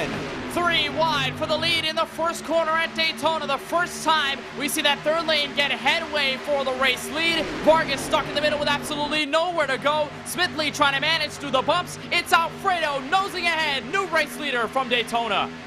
Let's see how long he can hold at that inside line. It has been the quickest with Garrett Smithley and Adam Cabot working together on the bottom. Still 3 wide. Now 9 cars under a blanket. All 3 wide. Bailey Curry catches the apron. They'll keep it together coming off turn 4. Smithley back out in front. Vargas tries to clear the outside. Alfredo will hold his own. They are 3 wide for first. They are 3 wide for fourth. They are 3 wide for 7th. Anthony Alfredo to the point at the stripe, and he may be clear of Vargas as they hit the banking. 2 SimSeats cars, and then Corey Heim. They made some contact there. The 42 Preston Pardis got a hit check. It's going to slow them down. Alfredo will block the 21 of Max Kennan, so bring him to that second line. Ryan Vargas clears ahead of the 15 for the race lead. Still 3 wide, though, with Alfredo commanding the charge. A lap ago, Preston Pardis was blinking. I think that was the source of that contact there. Some connection issues for the 42. Meanwhile, it's slimmed out for the lead. They're still 3 wide for the 4th position. Cabot on the inside, Cannon in the middle, Malik Ray up top as they come off turn 4. Alfredo's trying to play Dale Earnhardt Jr. right now as he blocks the middle, then goes to the top and blocks that as well. He'll stick to the middle with Maxwell Kinnan, nets him the race lead as they work through the tri-oval. Now Malik Ray to the outside. It's going to be 3 wide once again for the top spot. And now I wonder, Blake, whether the no-tire call by a majority of the field is going to pay off as we're 35 laps into this 90-lap race at Daytona. The bumps are wretched on these tires with this car that doesn't really have a lot of downforce, so how much will the tires give before they end up breaking off? We'll just have to wait and see, but you're right, Kenneth. As the race continues to go on and we stay under green longer and longer, the moves that these guys make, they'll stay as aggressive, but they won't have the grip under them, and that could really cause chaos. It's still Ryan Vargas leading off turn 4, 3 wide behind. Vargas really tight there on the bottom as he runs the very bottom. Alfredo in the middle, Malik Ray up top. It is Alfredo by a nose at the stripe. Then you have Smithley, Kinnan, and Corey Heim 3 wide behind him. Still 3 wide for the lead into turn 1. You gotta love the scenario here. Vargas a playoff driver, Smithley not. They're both working together. 2 playoff drivers in Alfredo and Kennan working together in the middle. And the 2 guys who have been spoiling this season since the drop of the green in the Sunrise 500 looking for the lead all at once. They have accordion back together again. 3 wide for the lead. Malik Ray up on the outside with the run with Corey Heim. Alfredo in the middle. Vargas down on the bottom. Vargas with the run. That bottom side has been king. Leaning on each other. Max Cannon and Garrett Smithley. They make it work. Vargas edges out ahead off turn 4. Oh, Cabot got in the back of Garrett Smithley, but did not upset that 15. That's going to check up that inside line. Move Malik Ray now to the point here at Daytona. Alfredo trying to make a charge through the middle to get it back. We'll see if anyone goes up to that third lane. We've seen at max maybe 4 cars up there, but that's been about it. It's been 2 up at the top ever since with Heim and Malik Ray. They haven't made much progress apart from being 3 wide for the race lead. They'll have the run out of turn 2, but it's Alfredo in the middle up front. Here comes Malik Ray, that outside line surging ahead once again. We'll see that 6 surge back on the bottom through 3 and 4. Malik Ray pokes the nose out in front. Here come the 23 and the 6 back on the bottom. Keep in mind on that pack in the back, including James Bickford, they are in severe danger of getting lapped by the race leaders. Yes, they are. They are losing a lot of time, as despite the fact that they are 3 wide, lap by lap for the race lead, they are making some good time. That's got to be a concern. I'm sure they're hoping that they mess it up. Malik Ray trying to do just that to turn 1. And finally, Blake, they had a 3rd car join them in the 42 of Preston Pardis, but he tags the outside wall, so he's out of the conversation. Top 16, all wrapped under a blanket. 1 second between 1st and 16th. Side by side for the lead, Malik Ray pushes ahead. The lap car said they're going to hold the bottom, so everybody on the bottom and in the middle might have to panic by the time they get to those lap cars. Malik Ray pokes his nose out in front. Alfredo surges back ahead. Now here comes Vargas on the bottom as the field comes off turn number 4, and Shieldhouse almost gets turned by a car. Oh man, they are stacked up 3 by 3 by 3 here at the front of the field with lap traffic just beyond them. They're catching them about a second a lap, so give it about 10 more laps, they'll be right in the midst of it. Preston Pardis gave a tug to the outside wall. Again, Max Kennan almost side draft the 6 into the outside wall. If that went awry, David Shieldhouse not pushing his luck right now. He's staying in the back, and Garrett Smithley is going to push out a line on the apron. Garrett had enough. He's going to drop to the back, and I think that's food for thought when they get to the lappers. He wants to get out of the way, get off the bottom, get somewhere where he will not get run over. Smith gets turned almost by Kennan. Now Vargas gets turned. Around goes Josh Slade up into the outside wall. George Belfitz Jr. is around. Bailey Curry piles in. Now Gary Sexton gets a piece of it as well as a multi-car crash in turns 3 and 4 as the lead pack couldn't keep it together any longer, and more trouble for Gary Sexton, who has damage, a lot of damage on the front of that race car. He has not used his fast repair yet. That is the only thing good about that crash for Sexton, is he's doing all right. That was all started by a late block thrown by Anthony Alfredo as he tried to shut the door on Maxwell Kennan at the last moment. Kennan got into him. Alfredo saved it. You're going to see it right here. This is off the back bumper of Anthony Alfredo as he tries to drift down. You can see they're 3 wide behind them. Ryan Vargas gets run into by Joshua Slate. That sets off a chain reaction, and a lot of drivers around that 10th spot get wrapped up in this one, and what ends up being about a 5-car crash in turn 3. We'll look on board from Gary Sexton one more time.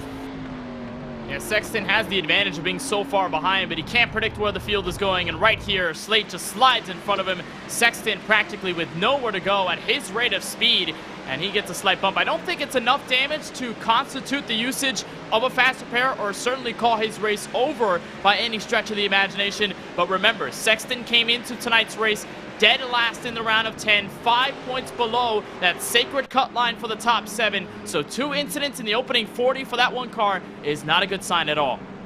No, it is not. As you'll see the field start to come down to pit road, it's been roughly just shy of 30 laps since the last time they came down. You imagine if tires were to ever be taken in this race, it would probably be around this portion of the race. You see Garrett Smithley, who came on by, he predicted that. You know, we talk about Denny Hamlin sometimes, Eric, that he has that 6th sense or so that, you know, he kind of senses when the pack's about to break apart. Well, Smithley let off, and the next corner, they wadded him up. I'd say that's a pretty good 6th sense there from Garrett Smithley. Absolutely, and honestly, Smithley backing out is what sort of hurt the inside lane's momentum and even gave Anthony Alfredo in the 23 a chance to clear the bottom lane from the middle there. But no, I'm surprised they've gone as long as they've gone without completely wadding it up front. I was talking with the chat about that could have been a whole lot worse. Like Gary Sexton, I think the only playoff driver to sustain any notable damage in that crash, when a couple of playoff drivers were the ones who really started it. So could have been a whole lot worse, all things considered, Blake. And a couple of differing strategies here on pit road, Kenneth. Couple of 2 tires, a couple of 4 tire takers. So some split in strategy here at we're about the halfway portion. And we figured that a good amount of the field would at least take some form of tires at this point of the race. Now that we're 41 laps in, we're approaching halfway, and they've gotten this run so long on those set of Goodyear Eagles. So why not waste a set now? And we've seen the field get stricken by the bumps, especially at the bottom end of the racetrack. Here at this old surface and the Daytona International Speedway, the high side is a little smoothened out, still has the bumps, but that inside line is really where the bumps oscillate the car at its highest level. So a lot of guys utilizing the right side tire call to make sure that they don't really drift up the racetrack if they end up going so fast in the corner in the middle, like we saw 3 wide for the race lead, and even spots further behind. So I like this call. 2 tires by some, but interestingly enough, a lot of guys just rather be safe than sorry. 4 tires for a lot of them, including former race leader Garrett Smithley. And while we were slowed by the second caution flag of the evening here in the BST Shocks 225 at the Daytona International Speedway, we'd like to remind you about Next Level Racing, and that Next Level Racing is proud to partner with Monday Night Racing. Founded in 2009, Next Level Racing is the world's leading simulation brand, revolutionizing sim racing with its industry-leading product range. Visit nextlevelracing.com. Again, that is nextlevelracing.com for more information. We are proud to partner with them here at Monday Night Racing to see what the future holds. As you can see the field working its way down the Daytona Super Stretch, lap 42 of this 90-lap affair at the World Center of Racing. The older configuration with some ARCA cars that have been on the sim for a very long time, and this version of the Daytona International Speedway is been around just as long as this sim has been in play. One of the favorites of many drivers who love this old characteristic of Daytona that is preserved and is very unique. Provides such great racing like you saw in the mid-2000s, as we will give way to the pace car. Anthony Alfredo out of Connecticut will get us started, and we'll tune into some spotter audio as we get restarted here at Daytona.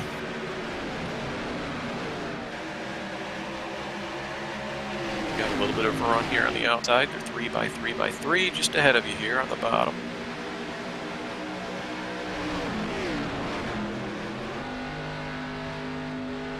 Clear.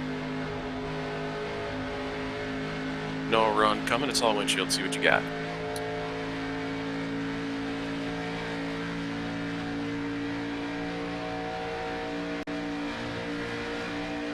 You got the run? 95 by the door. Wall strike at the wall. They're still on their feet. You're clear.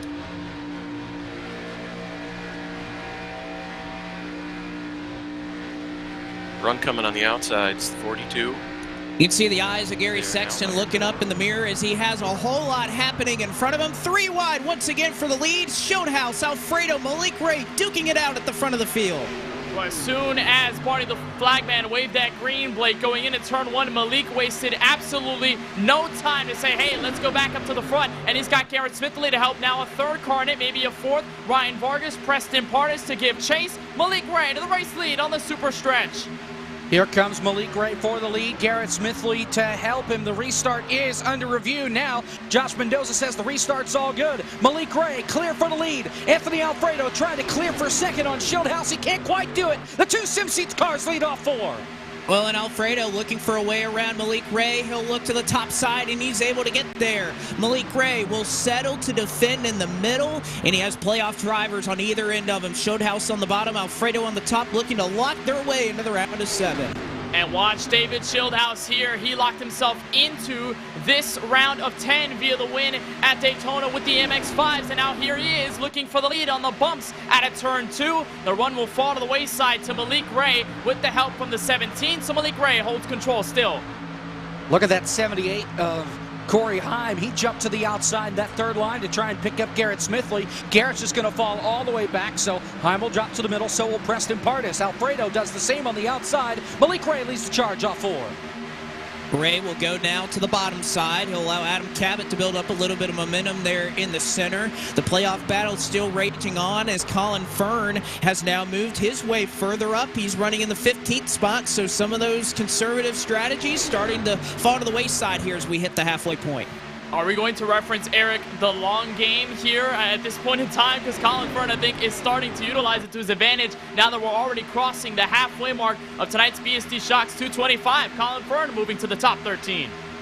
Yeah, and James Bickford briefly up to the top 20 as well. Sorry about that, Jacob. Yeah, no, side by side up front, but some of those guys that were up front or in the back early on slowly starting to work their way forward as we hit halfway.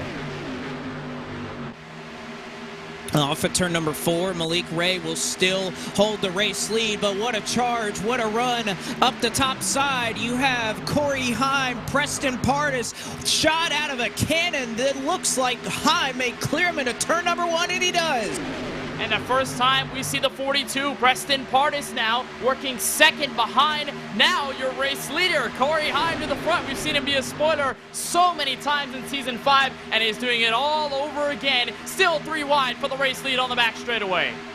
He has won twice this season. He's trying to go to the victory lane for the 3rd time this season. He only started about halfway through. Cabot in the middle, still stuck. Here comes Malik Ray back on the bottom. He's back in front for the lead, but they're 3 wide solid for second on back. Well, a couple of cars got tight there off at turn number 4. Ryan Vargas had to back out to not hit the outside wall. He'll try to find refuge in the middle line, while Heim and Pardis still just 2 cars trying to make the top side work as Ray and Showhouse fight back on the bottom. And it hurts here now. I questioned the call for no tires earlier on tonight. Bailey Turner, he kind of skipped up the racetrack and it almost made contact with himself and the 10 of DJ Cummings and floated him out of the battle, or at least behind the 21 of Max Kennan. They're going to check up an accordion once again as Malik Ray holds charge in the middle. He goes to the middle, but here comes Heim with a big run on the outside. Heim comes down to the bottom and barely holds on to that spot from David Schildhouse. He's lucky he had room behind for Max Kennan so he could get off the throttle. Here comes that 78 up on the high side, but it's all the 7 of Malik Ray off turn 4. Oh, and here comes Adam Cabot, not content to ride behind Malik Ray, and he will clear into the lead for the moment, and now he has control of whichever lane he wants to block. So Adam Cabot now your race leader at Daytona. Well, as they chase for turn 1, Blake, now he has no one to block because he's stuck in the middle, 3 wide, to give the advantage to the TobyChristie.com Xyloware machine of Schildhouse. Cabot trying to side draft as much as he can, and he almost makes contact with the 20. Heim trying to hold strong on the outside, but can't quite get to the lead. Here they come down the back straightaway. A great run for Cabot. Heim is flying, and now Cabot gets turned off the bumper of Schildhouse. Down into the grass goes the 17 of Adam Cabot, your winner a week ago. He has fallen way back. He keeps it straight in the grass as they're 3 wide for the lead off turn 4. No caution flag as he kept it down in the grass, and he just threw a block that was a little too late. Wasn't quite clear. Corey Heim now to the top spot at Daytona as Cabot lucky, I'm sure now, Kenneth, that he has a win. Very, very lucky. If he was not locked in that round of 7, next week out, he would have been in a myriad of trouble going into next week. Now out of turn 2, the 3 wide fight stifles for just a moment. It'll reignite on the back straightaway. Corey Heim against Malik Ray for P1. They'll try 3 wide once again as Malik Ray trying to get in front of Schildhouse. He can't quite do it. He's stuck in the middle. You've got Heim on the outside, Schildhouse on the bottom, 3 wide behind him as well with Kennan, Cummings, and Preston Pardis as the field comes off turn 4. Schildhouse clear for the lead. And Schildhouse content to ride along the bottom. He's in a good point situation, and even if he doesn't have the lead, you'd imagine he's not going to make any risky moves right now to try to block Ray and Corey Heim trying to mount a charge on his outside. If there's anything you'd want to do, Blake, as a playoff driver in David Schildhouse's position, Blake, is just to offer yourself more insurance. Yes, he's not really risking anything right now, and yes, he doesn't need to be in the race lead, but being here certainly helps, and that goes the same for the 21 of Max Kennan, who's on the opposite side of the page, underneath the cut line going into tonight, and he's riding in the top 5. So far, so good. How about Presley Sora? We thought he was an early championship contender. He is 1 point out right now as far as points concerned. Same thing with Gary Sexton. Gary is clinging onto this lead pack as they're still 3 wide coming off turn 4. And way behind this field, Jacob, it is Presley Sora, 23 seconds behind your race leaders. He has 1 car to draft with in Mike Clay, so Sora siphoning time. And again, he can't find that point. There's no one around him for him to pass, so Sora 1 point out. He needs this field to crash. Certainly needs something huge to happen as he's riding along with Clay and maybe even Adam Cabot there. They're still 3 wide for the lead on the super stretch going to turn 3. Here they come down into turn number 3, still 3 by 3 for the top spot. Then you got Anthony Alfredo and Bailey Curry side by side behind. Then you've got Ryan Vargas on the outside. Noah Lewis, first time we've said his name tonight. He's cracked the top 10 down there on the bottom. Noah Lewis right there, that 3rd car on the inside line. You have Schildhouse, Kennan, and Lewis now working that bottom. Still stacked up 3 wide for your first 2 rows. Corey Heim and Pardis have not given up their fight on the top. And as they enter turn 1, 5 out of the top 10 drivers started deep within this field. Your leader started 24th. Corey Heim started 30th. Preston Pardis started 28th. 27th on the starting grid for Bailey Turner. 33rd. Oh, they're crashing! Corey Heim into the wall!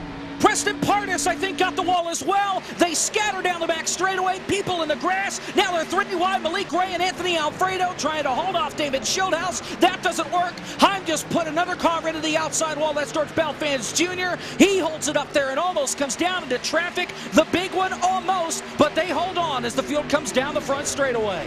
And again, that was some aggressive bump drafting as we'll take one more look on your replay. Look at the 42 get up under Corey Heim. They scatter a couple of cars into the grass, but nobody goes around. Great call by Race Control to keep this race under the green flag once again. You can see Heim squeezes Belfans Jr. into the outside retaining wall as he also hangs on to it. So no issues here. It has since scattered this pack up front. There was about 15 cars. You can see it has dwindled down to about just 8 or 9 at the front of the field. Has not hurt a many number of your front runners. You have Malik Ray, Anthony Alfredo, a couple of Sim Seats Chevrolets that will duke it out at the front, and I think that highlights how difficult it is to push in these cars as it's Ray and Alfredo, your top 2.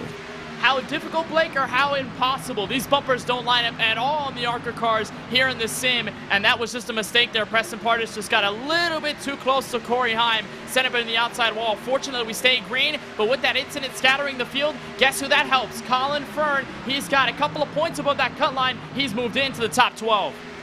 Here they come down the back straightaway. Corey Heim just said he has a meatball flag. I think that was part of the reason he couldn't turn there after the crash, was that contact to the outside wall. They will either have to clear that or he's going to have to come onto pit road and fix the damage. They only give him a certain amount of time. He's in the middle of the pack off 4. We'll see if he comes down this time. He'll elect not to, as, oh boy, they are tight up at the front of the field. Maxwell Kinnon all up into the trunk of Anthony Alfredo. Lap 56.90, time's running low. And as they head for turn 1, they're going to approach on some lap traffic. That's the 11 of Steve Alfont you're riding on board with here at a turn 2. I think he's going to be able to hold on underneath the apron and let the field by. Indeed, he will. So a clean move here by the 11. Malik Ray will try to use some of the draft at least a little bit. And now as he goes for turn 3, he's looking for the lead. 3 wide almost for the lead. Here comes Vargas on the outside trying to make a charge. He's got help from Joshua Slate, who was involved in a crash early on. You've got the Sim Seats cars still out in front, 1 and 2. Now Vargas trying to get up to the top as Alfredo throws the block. Contact made. Vargas down and into Kinnon. They touch once again out of the tri-oval. No issues here. Vargas able to hang on. A lot of contact there. And I saw spewing flames going into the tri-oval from the 01 of Josh Slate. He saw how risky of a situation it was and back out of the throttle. Vargas, though, going to lose out on the battle. Nobody to help him. 3 wide on the back straightaway. Vargas going to continue to just fall backward as now they're going to try and regroup and try it again. Gabe Wood up there to help his teammate in the 6. Another JD Motorsports guy, Bailey Curry there as well. They'll all just slot in line to the middle while Alfredo and Ray will lead them off turn 4. You look to the right-hand side, again, a big deficit for Presley Sora. Only 3 points, but does not have near enough help around him to try and make up those spots. He's going to hope they continue to race hard, just like this, into turn 1. And he's going to need a caution, but he doesn't want to end up in a situation as Gary Sexton, where he ends up just unfortunately getting packed in. And when you see how far Sexton and even Will Rogers are below that cut line, 11 and 12 points as they come out of turn 2, still side by side for the lead. It's Sim Seats Brigade, 1-2 on the racetrack. And those two are both in the same pack behind this lead pack. They're about 7 seconds behind and losing time every single lap. They're trying to catch up, but they are struggling right now. I know Gary Sexton was out in front. He had nose damage. That may be part of the reason why they can't catch him. They have somewhat settled things out here at the front of the field. We're starting to get in that portion where maybe you can think about green flag pit stops that could be on the horizon if we keep on going. About 20 laps into this run, about another 10 or 15 or so, they may start to think about coming to pit road. That's definitely true, Blake. We'll see, though, if it stays green, because we had that almost caution there with Corey Heim and Preston Pardis. Who's to say we won't have one that officially brings out a yellow if Josh Mendoza sees it fit. They are still side by side for the lead. 3 cars up top. Josh Slade to give the push for Anthony Alfredo to hold on to the lead. Here comes Alfredo. Pokes his nose out in front, almost clear, but that inside line just roars back in the corners, and Malik Ray is going to leave Anthony Alfredo in his dust. Make Malik Ray back out in front. Ray trying to hang on, but now Alfredo has the momentum. He has Max Kinnon pushing him. You can see 3 of your top 4 currently in the playoffs as they run, and they're looking to hold it there as Heim will go up top with that damage. It doesn't look like the damage is affecting the 78's mentality all too much. The thing is, nobody's going with him. We have seen one car beat Potent on the very high side, but it looks like the damage is stifling him just a bit. He's going to fall through, and now Ryan Vargas fills in the space in the middle. Here comes Vargas with help from Gabe Wood. He's going to drop out of it. I think he doesn't want to be too aggressive. He knows that points are on the line, and he is not safe as far as the next round. He needs to finish this race where he's running, not back in the 35th position as they come off 4. No, certainly not. He needs to definitely make some time up if he is going to have any shot to try and get forward. You can see Matt Stolnick right now working hard. He is the 3rd car on the inside row. He has Joshua Slate to his outside. And Matt Stolnick, of course, a previous winner at Daytona, not this configuration, neither with the ARCA cars, but a couple seasons back, he went basically 4 and 5 wide to the start-finish line to win the Season 3 opener. So he's found some success at the World Center of Racing before, but now he's bottom 3 wide. Ryan Vargas through the middle. Max Kennan told Josh Slate, hey, I'm not trying to win this thing quite yet. So Josh Slate says, all right, I'm going to go to the outside. I'm going to make it 3 wide. Ryan Vargas will join Kennan then in that middle line. And it's Joshua Slate and Corey Heim trying to lead the charge up top. We'll see what type of work they can do right there. Is now Vargas and Slate just inches off of each other, nearly make contact for that 5th position. Now they do touch out of the tri-oval, so Slate trying to make that high side work, but he is getting a lot of door from a couple of drivers as Ray and Alfredo make contact. Ray got sideways in front of the 20. I saw Shieldhouse immediately back out, but we will stay straight, and of course we will stay green out of turn 2. Shieldhouse gonna re-up the ante here, give the push to the 7, but it's Anthony Alfredo with that hiccup clear for the race lead. Alfredo trying to clear that 7. He's not quite going to get there by the time they get to turn number 3, and that inside line will roar back. Some contact further behind between Ryan Vargas and Josh Slate, arguing for the same piece of real estate, banging door to door coming off turn 4. Now remember, Slate and Vargas, they were involved in an incident earlier as Slate once again takes a swipe at Ryan Vargas. He's taken a couple as Vargas able to finally pull through. Vargas over the radio not happy. And the question is there a breaking point? They make contact again. Slate pushes into the outside wall. He's going to try and reverberate back onto the racetrack safely. Luckily, he will. He'll get freight trained by everybody down low. Vargas had enough of it, and it shuffles the front pack again. Vargas now trying to help the 10 of DJ Cummings. Has to be unbelievably frustrating for that 6 of Ryan Vargas in a playoff position. The 0-1 of Josh Slate is not. So now that 6, he's gotten that out of the way, clear his head a little bit. Now he's going to try and help DJ Cummings to catch up, to get to the lead as Malik Ray and Anthony Alfredo still lead. One car into the wall off of turn 4. It is Preston Pardis, but doesn't lose too much speed out of it. You still have your SimSeats duo at the front of the field. Kinnan and Shieldhouse helping out those two. Then you have DJ Cummings, who has found his way back into the top 5. DJ Cummings doing a nice job here in this BST Shocks 225, but I see some concern along the horizon, guys. Look who's in front of this main pack. It's Mike Clay up on the rear side, Presley Sora, and Adam Cabot. Presley Sora far below the cut line, and then maybe even some more danger here as they're 3 wide for 3rd.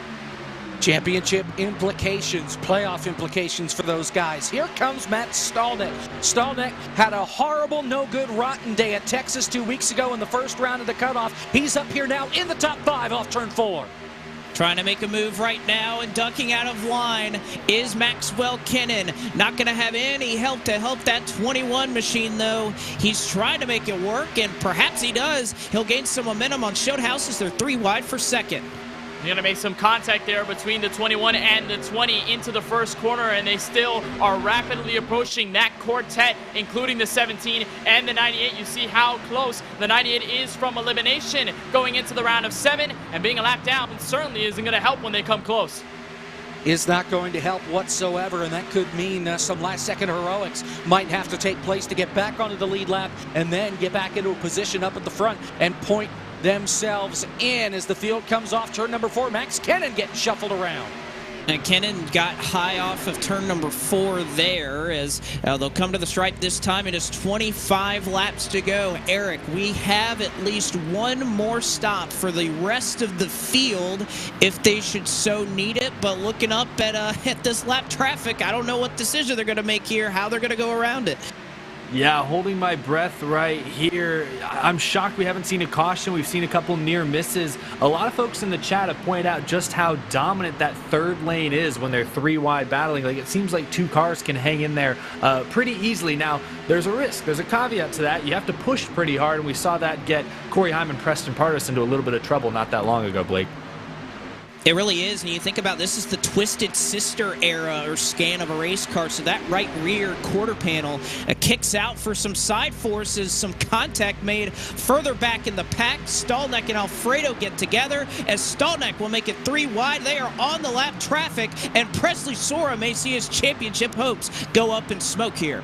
The 98 on the verge of getting lapped. Josh Mendoza set up a race control chat. Good luck. Have fun with the way they're trying to get around this lap traffic. They're going to stay to the inside. I saw the 41 get picked off for just a little bit, but he will occupy 3rd as they're side by side for 4th.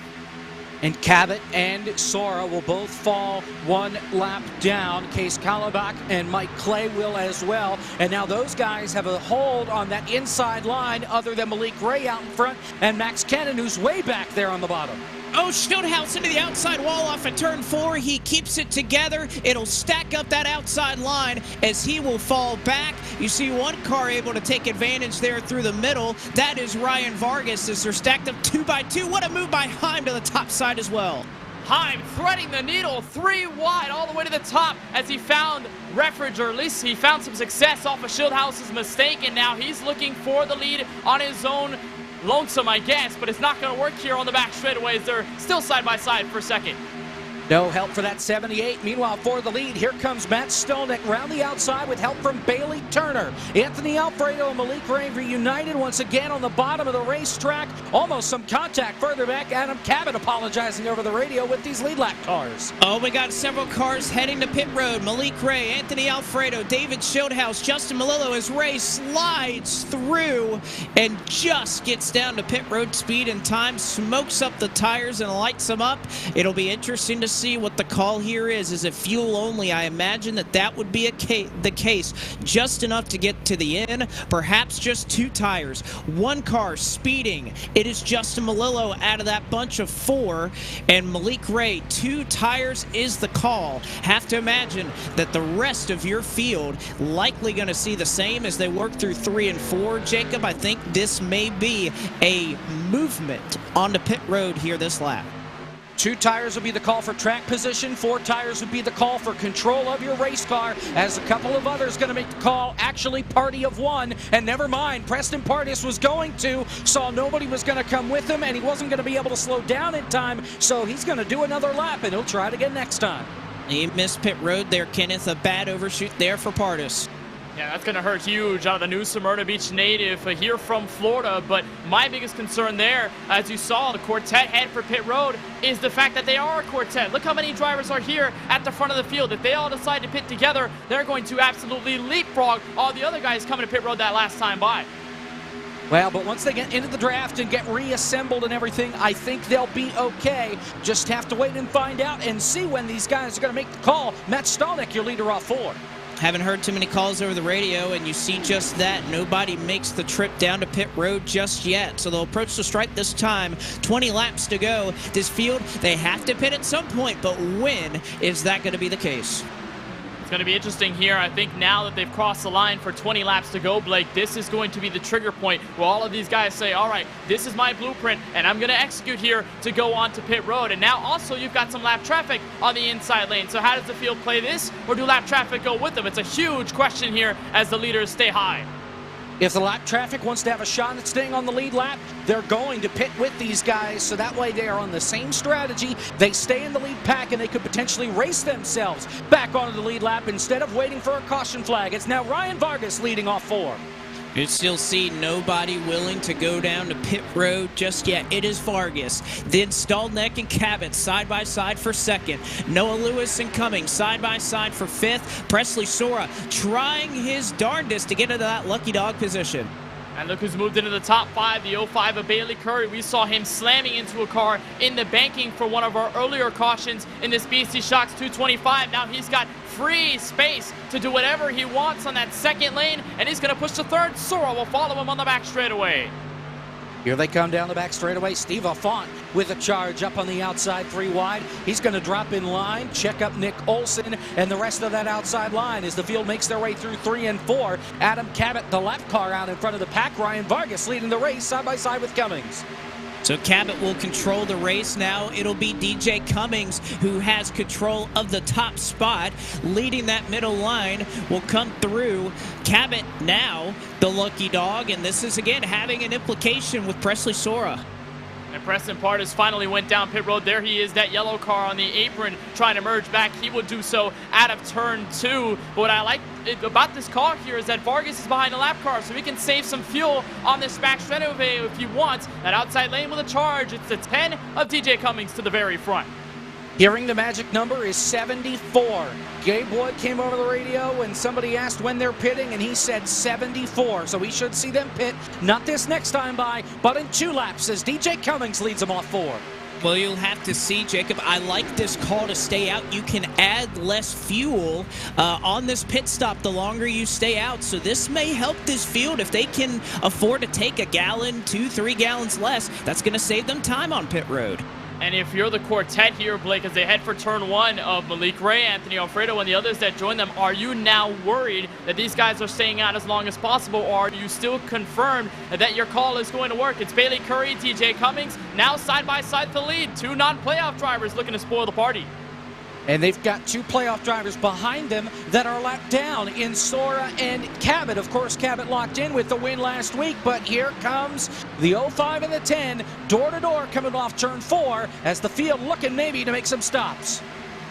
Several Cummings, Vargas, Stallman. Oh, trouble! Curry gets turned around. He's in the grass. No caution, and numerous drivers crash and overshoot pit road.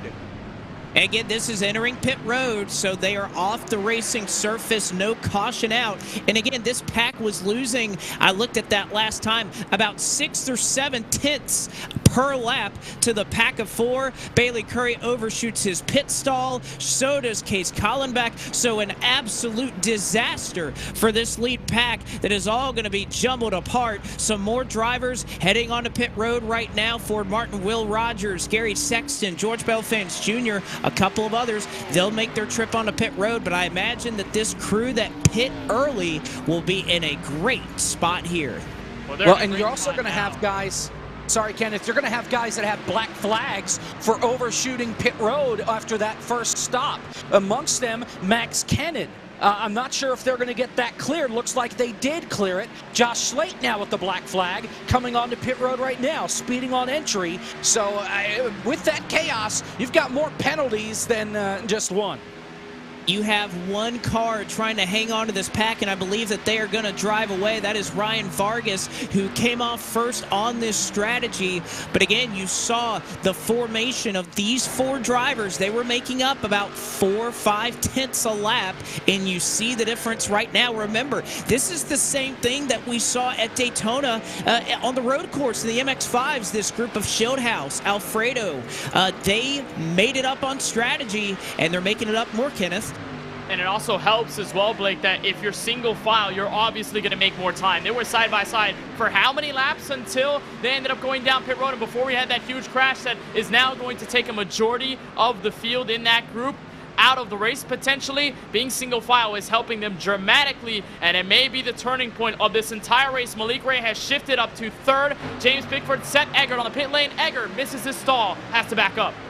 And here comes Malik Ray. He's barking out orders to the 3 guys behind him in Alfredo, Schildhaus, and Melillo. Top, bottom, middle. Well, he's trying to miss those lap cars, though, or at least they're becoming lap cars now that are behind and getting lapped through this portion of this race. Ray, Alfredo, Schildhaus still way in front of the field. And there is a level of trust when you have a guy like Malik Ray at the front of your pack. How good is he at these super speedways? He's one of the best regarded on the oval side on the iRacing service. So to have a guy like Malik command the field like he's doing right now, it certainly is a good one. And you're trusting that 7 to hold you in the last 14 laps. Let's see what these guys can do. You know that you're going to have guys trying to chase after them as quick as possible to try and get back in position. Now, Max Cannon, you see, he's getting lapped right there. That is big as we see these points changing lap after lap. Bickford was in second, but he just came off a pit road, so he will lose a ton of spots. I'm interested to see when he comes back around where exactly James Bickford is going to line up in the playoff picture. You can see right now Presley Sora has made up some spots through some black flags, through a couple of drivers overshooting, and because of that, Presley Sora at the moment, Jacob, is in. He's the cutoff driver. And he's trying to be the first car one lap down right now. He's on the outside with the leaders here in turn number 3. He's got help from the 6 of Reed Wilson on the outside. He is, as we work across the stripe. Thought I saw one driver nearly get turned, and in fact I did. It was Gabe Wood who got shoved to the inside, but they'll keep it green. Sora trying to fight for his lap back into turn 1. And Jacob hit the nail on the head there as they were coming out of turn 4. Sora now occupying the first lucky and only lucky dog spot. If we get a yellow in the last 12 laps of this BST Shocks 225, he may even have a better proposition if he can get ahead of Malik Ray and unlap himself, at least for the moment. Here comes Bailey Turner with help into turn 3. Bailey Turner and Nick Olson, they are on the lead lap. They have caught this top pack, and they are trying to charge through. The only problem, Presley Sora is in their way. Alfredo leads off 4. Alfredo trying to lead to the stripe. He would be in, and you could see Showhouse also way to the good. You have to imagine they want to keep things pretty tame, as well as Sora, who right now 7 points above Will Rogers, who sits on the outside. Yeah, that's going to be big there as Presley Sora officially surges ahead of the 7. So bring Presley Sora back to the lead lap for a quick moment, but out of turn 2, Malik Ray will take it right back. And you got to love the situation for the 23 and the 20. At this point, so safe that you can just hold on and do nothing for the next 11 laps and you're in. They just need to hope the rest of the field holds it together. That's the big concern, because these other packs that are splintered around the racetrack, there's one of them that's single file. The rest are double wide and trying to catch like crazy the Alfredo and Ray machines. The other drivers that are on the outside right now, Kinnan, who is a lap down at the back of this pack. And then you have Gary Sexton, who has found a collection of about 4 drivers that are about 10 seconds in front of this lead pack. And they're slowly catching in. They're roughly 6 seconds, or at least Fern is 6 seconds behind the 5th car in this group, David Schildhouse, on the lead lap. So they are closing in, but the time is starting to run out. We're in the final 10 laps, so they need to make some work very quickly. They need to be catching them at almost a second per lap, and right now they are not. They're actually losing time to this lead pack, getting helped out, believe it or not, by these lap cars. It's helping this top 5 escape the rest of the field. Malik Ray continues to lead the charge. You see a lot of respect being given up here up front. Everybody kind of minding their situation. They like where they're at right now. So you have to imagine that they may not kind of put the gloves on until these last few laps, 9 laps to go. Sora leading the line, but it's Ray leading the race. The field is crossing their T's and dotting their I's, but what I'm seeing is a sneaky potential move to the race lead. The second car on that outside line, he's not a lap car. He's racing for the win. That's the 5 of Bailey Turner for Cabot eSports. If he can push ahead with the 98, it'll be a huge spoiler, his first win of Season 5. No doubt about it as they make their way through 3 and 4. You've got, in this pack, you've got Bailey Turner, who we thought could be playoff potential, and then Nick Olson, who made the playoffs and was eliminated out of that first round off 4. Oh, he could try to provide some help, but that's as much as they can do as they ride a lap down. Several drivers, Rogers, Sexton, and Maxwell Kinnan, hoping that something happens at the front. If they could throw a grenade in this pack, I'm sure they would do it. It probably would, but there may be a grenade up in front of them if things go wrong. There's a line of 5 cars, lap traffic, 2 of them underneath the cut line. Rogers in the 55, Gary Sexton in the 1, so watch out for that as they head for the back straightaway. Bailey Turner poked his nose out in front for just a moment of Malik Ray. Can't quite do it now down the back straightaway, trying to push this 98 in front to get him back on the lead lap and give the 5 some clean real estate up on the top side. It's all Malik Ray, though, down on the bottom, side by side for second. And again, not too close to one another. We were not seeing quite the 3 wide that we were seeing a little bit earlier. Now they cross the stripe, 7 laps to go. There's a lot of lap traffic in front. This could be something that shakes up this race when they catch them. It could shake up the race, but Blake, if they just hang into the draft, they're just going to only continue to gain more time on the likes of Colin Fern and company because they're losing ground now as they head out of turn 2. At least the main pack does. That second pack still waiting a couple of moments to get to this part of the track, and they're side by side up in the front, lap traffic on the back straightaway. Yep, here's the lap traffic. The 27 of Michael Massey. Where does he go? He goes bottom. Corey Heim goes top. They get squeezed. 3 wide through 3 and 4. They're going to try and hold on. 3 wide, almost 4 wide. They make their way. Michael Massey moves right at the last second.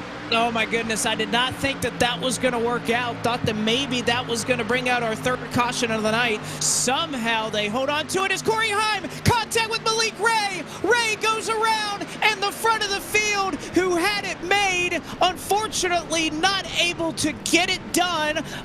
Kennan piles in, and a situation here where they were all to the good. It blows up in their face as they work the lap traffic. Ray into the back of Corey Heim, sets off an accordion, and this, my friends, will change everything.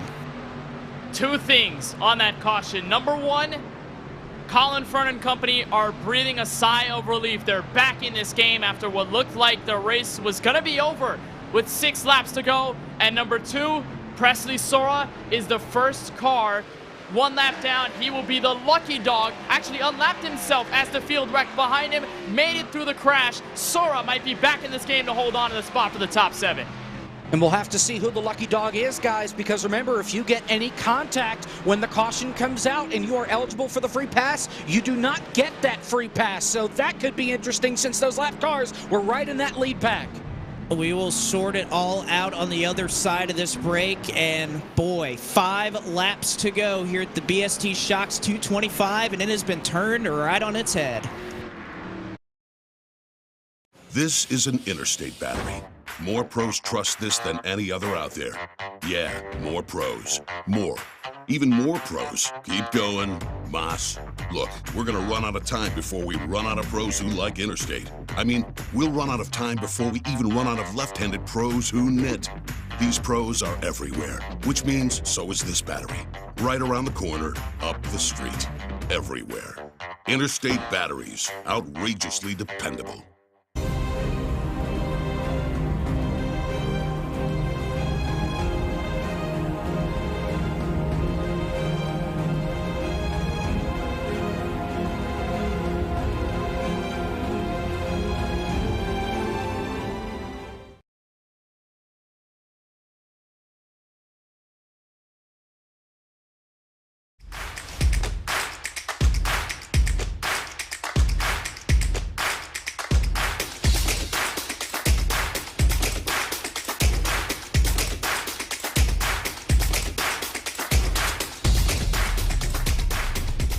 Visit our website at toughgoflooring.com.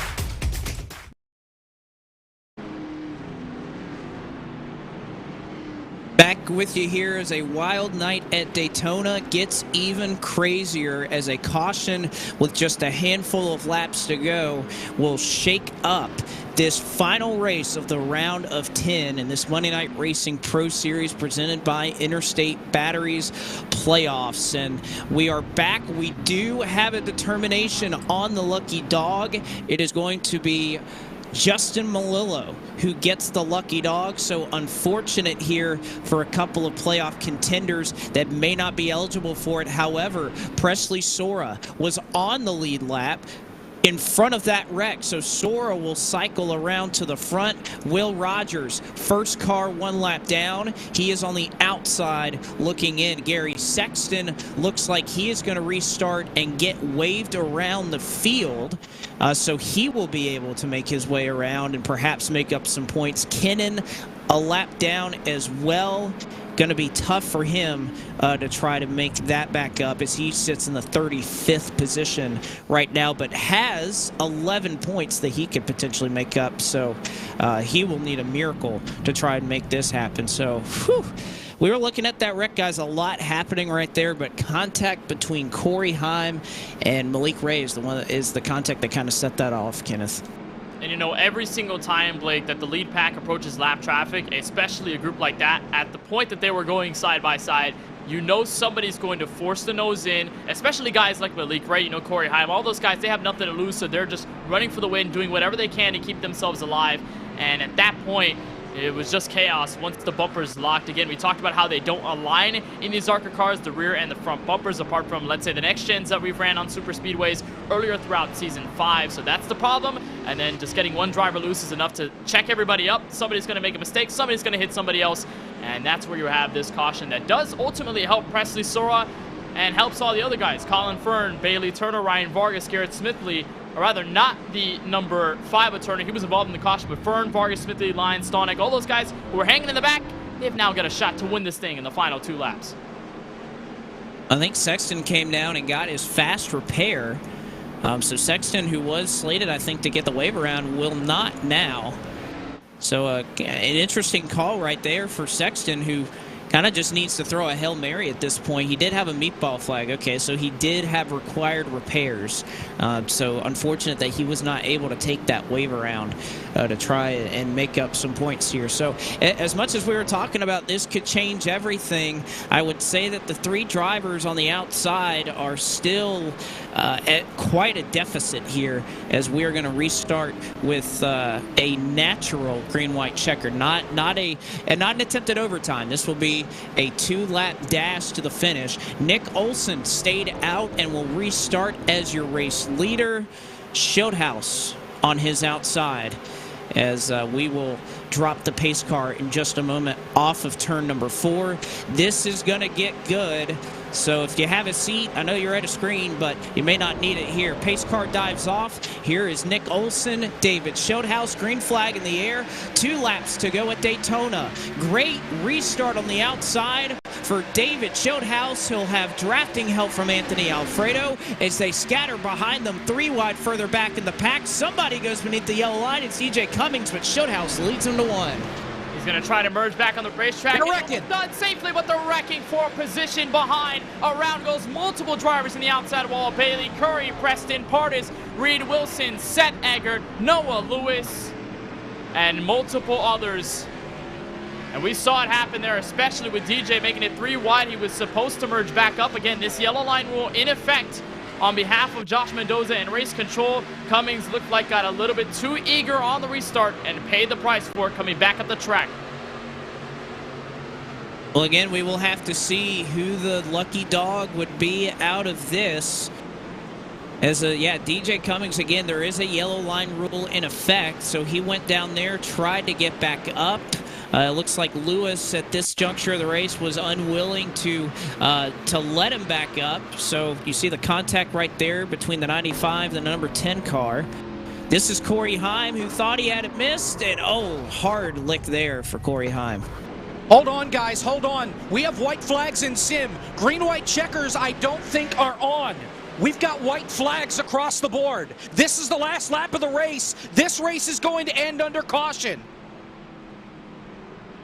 Hold on. Now Ford says we're going to try and fix this, but green-white checkers are not on. So in sim right now, this is official as far as the in-sim race is concerned. So I don't know how they're going to even think about fixing this, but David Shieldhouse right now looks like is going to win this race. We are listening into the communication as they try to talk to the drivers to see what is going to happen here with the end of this race. You see the playoff standings on the right-hand side of your screen, I believe, as they would stand should this race be considered official. We will we will await their decision on this, and boy, has this you talk about plot twists, Eric. We've had a lot of them in this race. Absolutely. It'll be interesting to see exactly how this gets scored, how this lobby was set up. Chat certainly unsure of what's going on. David Shieldhouse laughing. You can see on your screen right now. He's He's hoping for the best. He's hoping that this race is official, but I guess we're all just waiting to see exactly what happens. Let's see here. Well, you see, Showhouse is still pacing around. You can see the checkered flag is out on your screen. That is because our graphics and everything are linked to the iRacing session. So if we are to go green, we basically have to throw the ticker out. We'd have to throw the playoff standings out, and there'd be a lot left to determine after the race. We will see what their decision is. It's tough here, Jacob, because if the session is complete, if you come down pit road, your car's not going to pit you. So this is an interesting scenario here where doing this manually and just telling them, hey, we're going to race regardless of what the session is, that's a difficult decision to make because there's so many variables that aren't available. And that pace car wouldn't come out. We wouldn't have multiple green-white checkers. You have to think the timing of the server may run out. So there's just a lot of factors here to keep in mind. You've got no more green-white checkers. You can't, if you restart this race and you wreck, you cannot fix your car. You don't have a fast repair. The pit road can't touch it. There is nothing you can do. So Colin Fern is 4 points in right now. If we go and try this and run a race, Colin Fern gets involved in an accident, he could fall out of the playoffs because he can't fix his race car. And somebody like Will Rogers, who is on the outside looking in, still has a car that can run, can potentially pass him when there's no scoring and there's nothing that Colin Fern can do. I think the right call has to be here. Pull the plug, call it a day. We'll see what the admins decide to do here. I'm sure right now there are a lot of people in a voice chat right now that are trying to put everything together. Well, this is tough right here. You can see Showhouse, he's doing what I think any leader would do. He's trying to go full speed and think, hey, maybe this thing is over. I mean, you also have to think fuel mileage could come into play, and you cannot pit the car. They will not add fuel, so if you put just enough fuel to get a couple of green-white checkers in and we're pacing around trying to figure it out, you can have drivers run out of fuel and they can't pit the car. Boy, it wouldn't be... It wouldn't be Monday Night Racing without at least a little bit of drama, I guess I would say, Kenneth. But again, we are still awaiting official word on what the decision will be from race control. I believe Ford Martin's trying to talk in the session right now, and what we are hearing is that David Showhouse is the winner. You can see the burnouts happening right now. The race is official, and the results on your screen are at least confirmed for now. Of course, there are unofficial results. There are more things to review post-race, but as of now, unofficially, David Showhouse, your winner. We will not be having another restart.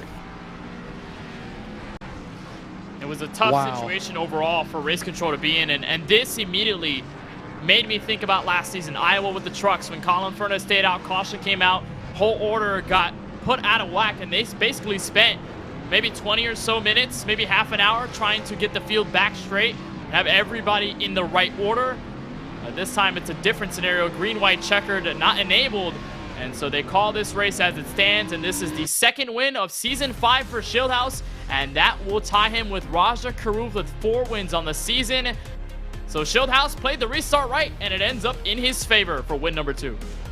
It does, and I think the one thing to note of this, when we were looking at the playoff standings a little bit earlier, there is the amount of ground that Will Rogers, Gary Sexton, and Maxwell Kennan would make up. If we went green, even at this point, they are so far behind the cut line. I mean, we would have to wreck and then some, so I know there's a lot of discussion to have over that, but their deficit, even with this race ending like this, very significant.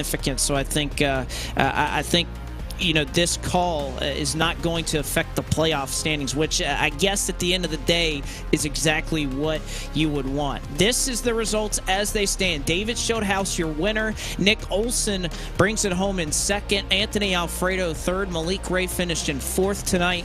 Colin Fern in fifth. He has transferred through. So has Ryan Vargas. Bailey Turner, a nice run as he finishes in seventh. Garrett Smithley, who led a lot of this race, in eighth. Matt Stallneck is in ninth, and Robbie Lyons Kenneth rounds out your top 10. I believe, as of the unofficial marking of the end of tonight's race, Mark Rubilis is the largest charger, plus 20 on the board after starting 31st. So a nice recovery out of the 99 for Crypto Autosport. Brad Perez, we didn't really see him much of all race. He was just kind of hanging in the mid-pack. He finishes in 12th. It'll be Preston Pardis. We saw some glimmers of him in the front of the field. He finishes 13th. James Bickford had been hanging around all race long, and I remember Eric telling us earlier, it's the long game. I think the long game might have worked to bring Bickford into the round of 7 in Season 5. Presley Sora had unlapped himself near the end of the race. He racks up the top 15. It'll be Justin Malillo who started 4th. He is 16th on the charts at the end of this one. Joshua Slate is 17th at the end. DJ Cummings in the 10 is P18. Bailey Curry will get the 19th finishing spot in the 05 car, and rounding out the top 20, Jacob Hitz, the 95 of Noah Lewis. Seth Eggert comes home in 21st. Gabe Wood comes home in 22nd. Everybody else a lap down or more. Adam Cabot, remember, he's already locked in with the win last week at Las Vegas. He finishes 23rd. Case Kallenbach finishes 24th. Ford Martin finishes 25th. Will Rogers out of the playoffs, finishes 26th. Gary Sexton out of the playoffs. He finishes 27th. Charlie Brown 28th. Reed Wilson 29th. George Belfans Jr. 30th. And your final 5, Steve Affont, Mike Clay, Corey Heim, Michael Massey, and Max Kennan, 2 laps down in the 35th position. And Blake, this has to be he's been in the booth more often than I think the 4 of us have been, including Eric, David Schildhouse. Yeah, David Schildhouse being pulled up once again, and it's not for a lack of having knowledge at Daytona. We talked to him to start the playoffs at this racetrack. We go to the oval, same result. David Schildhouse, what's going through your mind right now? I don't know what to ask. You might want to turn your audio on in Discord too, so we can hear you. Hey, hello, how we doing? There you go. All right. Found it. Yeah, great weekend. Rolls into a great Monday night with a dub. Here at Daytona, bumpy Daytona. The Xyloware Chevy Impala SS was a beaut. She looks a little beat up, but we scammed him again, Blake. Everything about Daytona, when I'm working with Anthony Alfredo, we just big brain it. We roped Malik Ray into this deal, executed it perfectly. And there you go. The last restart turned out to be exactly that, the last restart. Like, when we took when we were coming to let's start lap 90 and it didn't say green, white checker on my screen, I was like, oh, I think they messed up. I don't think there's green, white checkers. I think I just won this race. And damn it, I did. All right, you sure do. But so you have won in each of the opening rounds here to start this playoffs. I know we have, a couple more races to try and get back to that championship floor. I know you're hungry to get back on that stage. We move forward to a couple of combos, at least next. I know IndyCar's Auto Club. How you feeling about that? Yeah, I think that we can do pretty well there. That's a combo. We've run that before. Usually works out pretty well. I think it's a better race to start that round than end that round. But, we restart, re-rack them, kick 3 drivers out and move on to continue our business, Picking up wins in the playoffs is the best time to pick up wins. Not winning the regular season, it don't hurt so bad when you pick up 2 wins in the playoffs when it really matters the most. So I'm really proud of everybody on the 20 bunch. Again, Xyloware, TobyChristie.com, Advanced GG, Next Level Racing, the Charlotte Phoenix, and everybody at twitch.tv/Schildhouse, man. We had them on the edge of their seat tonight, and we pull off another big dub. Listen, y'all said Adam Cabot was the championship favorite after he won last week, and I took that personally. I would like to stand here and tell you, you're wrong. I'm the championship favorite. He can stay in the back where he was tonight after he turned across my nose and wrecked himself. I'm happy to see that happen. But I want to see him in the Final Four so I can beat him straight up this year. But he ain't the championship favorite. It's me in the 20. Come on. All right, David Schildhouse, shots fired up here in the booth. David, we'll let you get to celebrating your victory and being the favorite, as you just called yourself. Well, do you agree? Or am I just out here tooting my own horn and pat myself on the back? I think there's no driver with more wins in this playoffs than you, so can't say that you're wrong there, my friend. All right, fair enough. And if you're not feeling sore after the pit, Blake, we're going to rough you up next time. I promise you that. Oh, boy. Man, I think I was more sore for the Chili's afterward than driving at the pit. But David Schildhouse, your winner tonight at the Daytona International Speedway once again in these playoffs. He'll go to victory lane. We get the opportunity here. Kenneth will catch up with Nick Olson, brings it home in second tonight. Curious to hear his thoughts, Kenneth. Nick Olson, 13th at the drop of the green tonight in the BST Shocks 225. It is second here tonight from the virtual Daytona International Speedway at the wave of the checkered. Nick, of course, you were in the midst of the entire lead pack off of the cusp of green flag strategy, some lap cars in the mix as well. That caution came out. What was going through your mind as you got off of that caution and came into that final restart?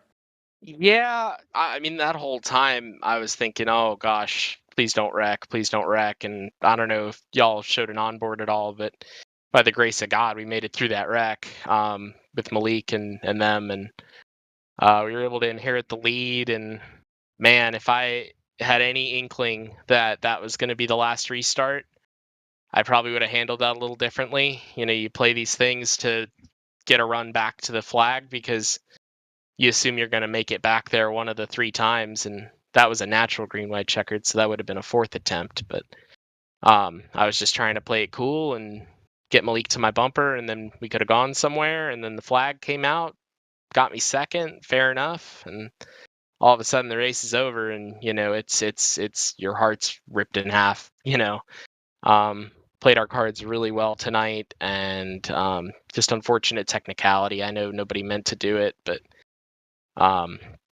Not the most thrilled in the world right now. I mean, this is the 3rd time this year I'm sitting here talking to you guys with second place, which is great. I mean, I'm so thrilled for Grit Motorsports and Grit Marketing, you know, that we were able to run up front in this league and be competitive, and it's a dream come true. But man, that's the third time we've been oh so close. Of course, it was an obvious change that I don't think anybody was expecting, not even us up here in the broadcast booth. Once they crossed the line after that caution, we were expecting a green-white checkered there. But, Nick, it felt like something changed at some point in the race for you because it looked like you were kind of hanging around the mid-pack, just biding your time, waiting for things to settle. But then when that green flag stop came around, you were in the midst of it all for the race win. How big of a change was it behind the wheel mentally for you to kind of hang back, avoid the chaos, and then be in the midst of the hornet's nest for the checkered flag at the end? Well, yeah, I do want to thank Colin Fern's spotter. I mean, Colin and Robbie and I don't know who else is on our strategy. We were kind of working together, trying to strategize when to come in, and then the pack kind of split up about halfway through that run, and I found myself as the only guy up in that lead group that was on our strategy. So I stuck with it, took the no tires and the 8.5 gallons, came out with Bailey, I think, who did the same thing, and we were able to hang on, and it was really sketchy there at the end with those lappers. And, you know, like I said, we made it through that wreck, but my go point was right before that green flag pit stop. I knew that I needed to position myself and get on the outside as guys were pitting. The bottom was going to stack up. The outside was kind of the place to be all night, and a lot of people didn't seem to realize that. So we were able to make up some ground and get in the top 10 for the pit stop, and then worked our way in the top 5. And if there wasn't a wreck there to bring out that green white checkered, we had a top 5 on lock. So I think it was 7 seconds back to the next car. So the strategy is not something that I consider my strong suit, but we hung in there.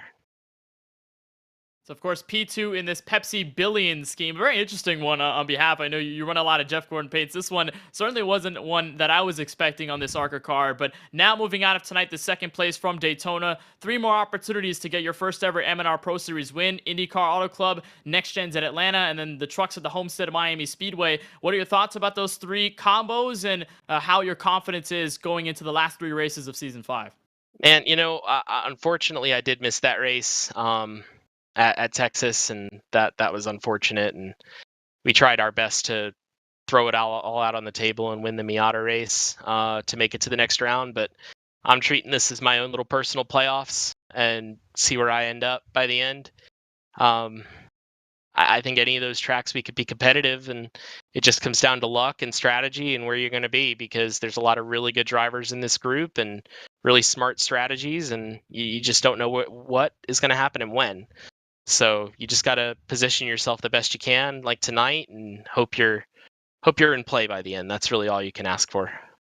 Well, if there's one thing that's for certain is that the Grit eSports car has a driver with a lot of grip behind the wheel. Nick, of course, we thank you so much for taking the time to talk with us on behalf of our team here at Podium. Want to send you a congratulations on the second place finish here from the World Center of Racing, and of course, wishing you the best of luck in the rest of Season 5, and we'll see you next week at Auto Club. Thanks, guys. Appreciate it. That's Nick Olsen in the 24, finishing second here tonight from Daytona after hanging around the midfield most of the entire 90-lap feature. We'll send it down to third place. It's Anthony Alfredo in the 23. He's caught up with our very own Jacob Hitz. Anthony, you and Malik worked together really well all night, and then you added Shieldhouse to the mix there with those final couple of laps. Three of you just seemed to work together pretty well from the drop of the green flag. Yeah, it was a lot of fun. Obviously, I had to work with Malik because we were both representing SimSeats driving simulators on our Chevys tonight. So we were working well in that sense, trying to get them some exposure and be up front. But I'd say our sim rigs definitely just made us that much better to be up there on our SimSeat simulators. So David was in the picture as well. He's always super competitive, and him and I work extremely well together. We came up with an excellent strategy to finish first and third, actually, at the Miata Daytona combo as well.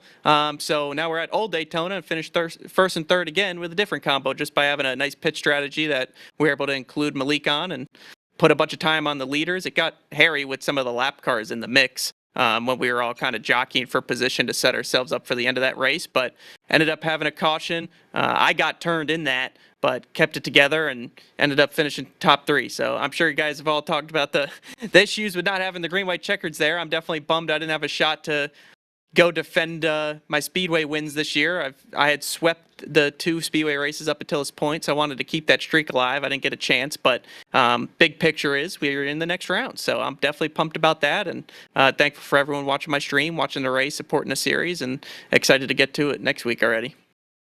Well, and in that round, we've got the Indy cars at Auto Club, and then we take the next gens to Old Atlanta. Are you going to work together with Shieldhouse there in those next 2 rounds and try and get both of yourselves into the Final Four? Yeah, I'm sure. We definitely want to see both of us have a shot at a championship. And when it comes down to that final race, if we're both in the playoffs, I'm sure we'll even strategize how it could just be the 2 of us at the end so we could race each other. So we'll keep doing that. We've got some interesting car and track combos coming up that'll encourage that for sure. I'd say the Indy cars at Auto Club can be a toss-up, but that was actually a good car and track combo for me earlier in the Monday Night Racing League, the last time we were in there. So looking forward to that. Of course, next gen Old Atlanta, I think that really plays into my favor as well. That's another ball in my court in this playoff. So just going to try to capitalize on those opportunities to make a Final Four appearance. That's Anthony Alfredo, your third place finisher tonight from Daytona. Good luck next week, and thanks for your time. Thank you, guys. Appreciate it. Anthony Alfredo, third place at Daytona and in the next round of the playoffs. Blake? All right, so that is your top 3 tonight in the BST Shocks 225 at Daytona. We do have one more person to speak of before we wrap things up here, and that is going to be Ford Martin to kind of talk us through some of the decisions late in that race. So, Ford, I'll just go ahead and let you do the honors. Yeah, thanks, Blake. Obviously, look, we'll be straight up. We're not going to hide about it. It's a mistake on our team. We didn't set the session up correctly the way it should have been. This is the first time we've ever run into a situation like this. And on behalf of Monday Night Racing, we're truly embarrassed. And we're sorry to our competitors and mostly our fans on how that race ended. It's not how we wanted it to end. But just to kind of explain everything, we thought we had 3 green-white checkers, which is something that we've done every single race in the existence of Monday Night Racing, and that was unfortunately not the case for tonight. So we were discussing a situation with race control Josh Mendoza, obviously me as a league owner, trying to figure out what our best move could be. The move was we thought about having a 1 green-white checkered attempt under caution in the server itself. We searched every type of option possible, and we came up one where that would have opened up a can of worms, and it was nothing in our rule book in the event of if the session was set up wrong. Unfortunately, that was not the case, but we had a member of our team that was unable to set the session up wrong for green white checkers, and and we do apologize about that. On the last, where that's not something that we want to do. But I take full responsibility on that situation and that mistake, and I can assure you that we're going to be taking multiple steps here this week to make sure this does never happen again and run to a situation like this again. So on behalf of Monday Night Racing, we apologize to our drivers, we apologize to our fans mostly, and that's a situation that we will never run into here again going forward. All right. Well, there you hear it, Ford. Thank you for talking to us and kind of clearing the air there. Thanks, Blake. Thank you, guys. We appreciate it. Want to thank BST Shots for coming on board today. We're sorry we couldn't get them the finish they deserve and the fans they deserve, but we're looking forward to the 3 remaining races here in the MNR Season 5 season. All right, and we are as well, as we will continue to move forward next week with now 7 drivers that will be competing for the championship for the rest of this season. That will be David Schildhouse, Adam Cabot, Anthony Alfredo, Presley Sora, Ryan Vargas, Colin Fern, and James Bickford. Your 7 drivers that will be competing for the championship, as you see on the right-hand side of your screen. The 55 of Will Rogers is eliminated from championship contention tonight. So is the number 1 of Gary Sexton and the number 21 of Maxwell Kennan. The 3 drivers who were eliminated tonight at Daytona and will not be eligible to try to move forward on these next 3 races and compete for this title. So Kenneth, Jacob, I don't really know what to say. We had a little bit of everything in this race. Long green flag runs, a little bit of controversy. It didn't disappoint, and I don't think we'll be any different next week. IndyCars at Auto Club, heck of a combo. I mean, that is one of the most fun ovals in that car that you can go to. So many lanes, so many options for these drivers.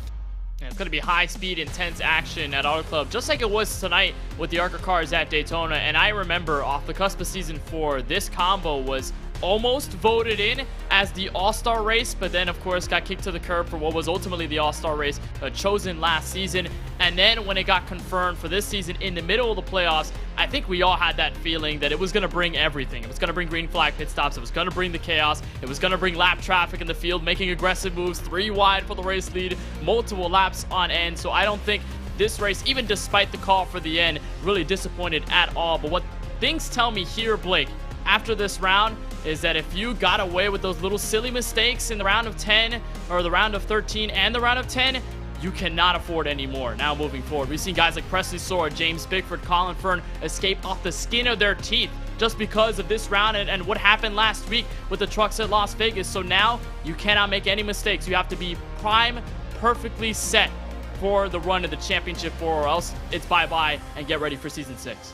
Well, and one thing, Jacob, I think that always comes into question during these scenarios, you think about the NASCAR Cup Series, whenever they go to the round of 8, I mean, how many spots do you usually get in that championship for points? 1, maybe 2? I think that will be the same case here. Of course, we only have 2 races, but I wouldn't be shocked if we're looking at 2 spots in on points. So you're going to have to be on your A game in this next round. We may not get any in on points depending on how these next 2 weeks have played out. I know that's how these other rounds have gone. Normally you'll have guys that, as long as they don't stiff it in the wall on lap 1, they should be okay. But you always never know for sure unless you win and put yourself in. And there's a chance that you're going home and you are not going to be on that stage at the end of the season racing for a championship at Homestead. And even guys that seem like they have all the momentum in the world, and David Schildhouse, Adam Cabot, they've got to be careful. It just takes one race to derail them, and they're going to be digging out of a giant hole when we go to Old Atlanta with the next gens, and it's going to be really difficult to get yourself out of a deep hole there. All these guys are going to want to be pretty close to that cut line. They don't want to see big gap. No, absolutely not. And Eric, will bring you in one last time. I know there's a lot going on, and I just want to kind of hear your perspective on everything tonight. Yeah, absolutely. I thought a fantastic race.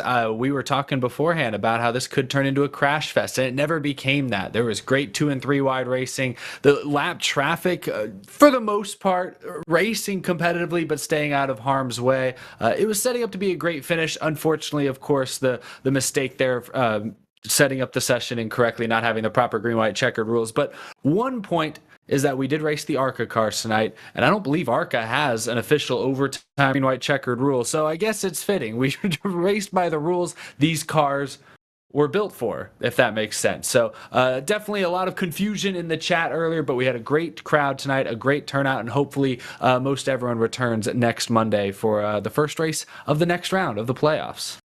Well, again, even if you're not competing for a championship, Indy cars at Auto Club, that will be something to see. I'm sure you're not going to want to miss it. Of course, you can get started with us next Monday night with the Out of the Groove pre-race show at 7:30 p.m. Eastern before we kick things off for the main event with everybody that we have here on our broadcast crew, a really talented crew that we get to work with. So for Ford Martin and Paul Sutton at Monday Night Racing, Josh Mendoza and Race Control, for Gary Sexton and John Theodore at Podium eSports, our camera builder Gary Sexton, our overlay builder Michael Hall, for Cameron Amadon on our social media team, and for our broadcast crew tonight, myself, Blake McCandless, my colleagues in the booth, Kenneth Bueno, Jacob Hitz, as well as Eric Estep. We say so long tonight from the virtual Daytona International Speedway.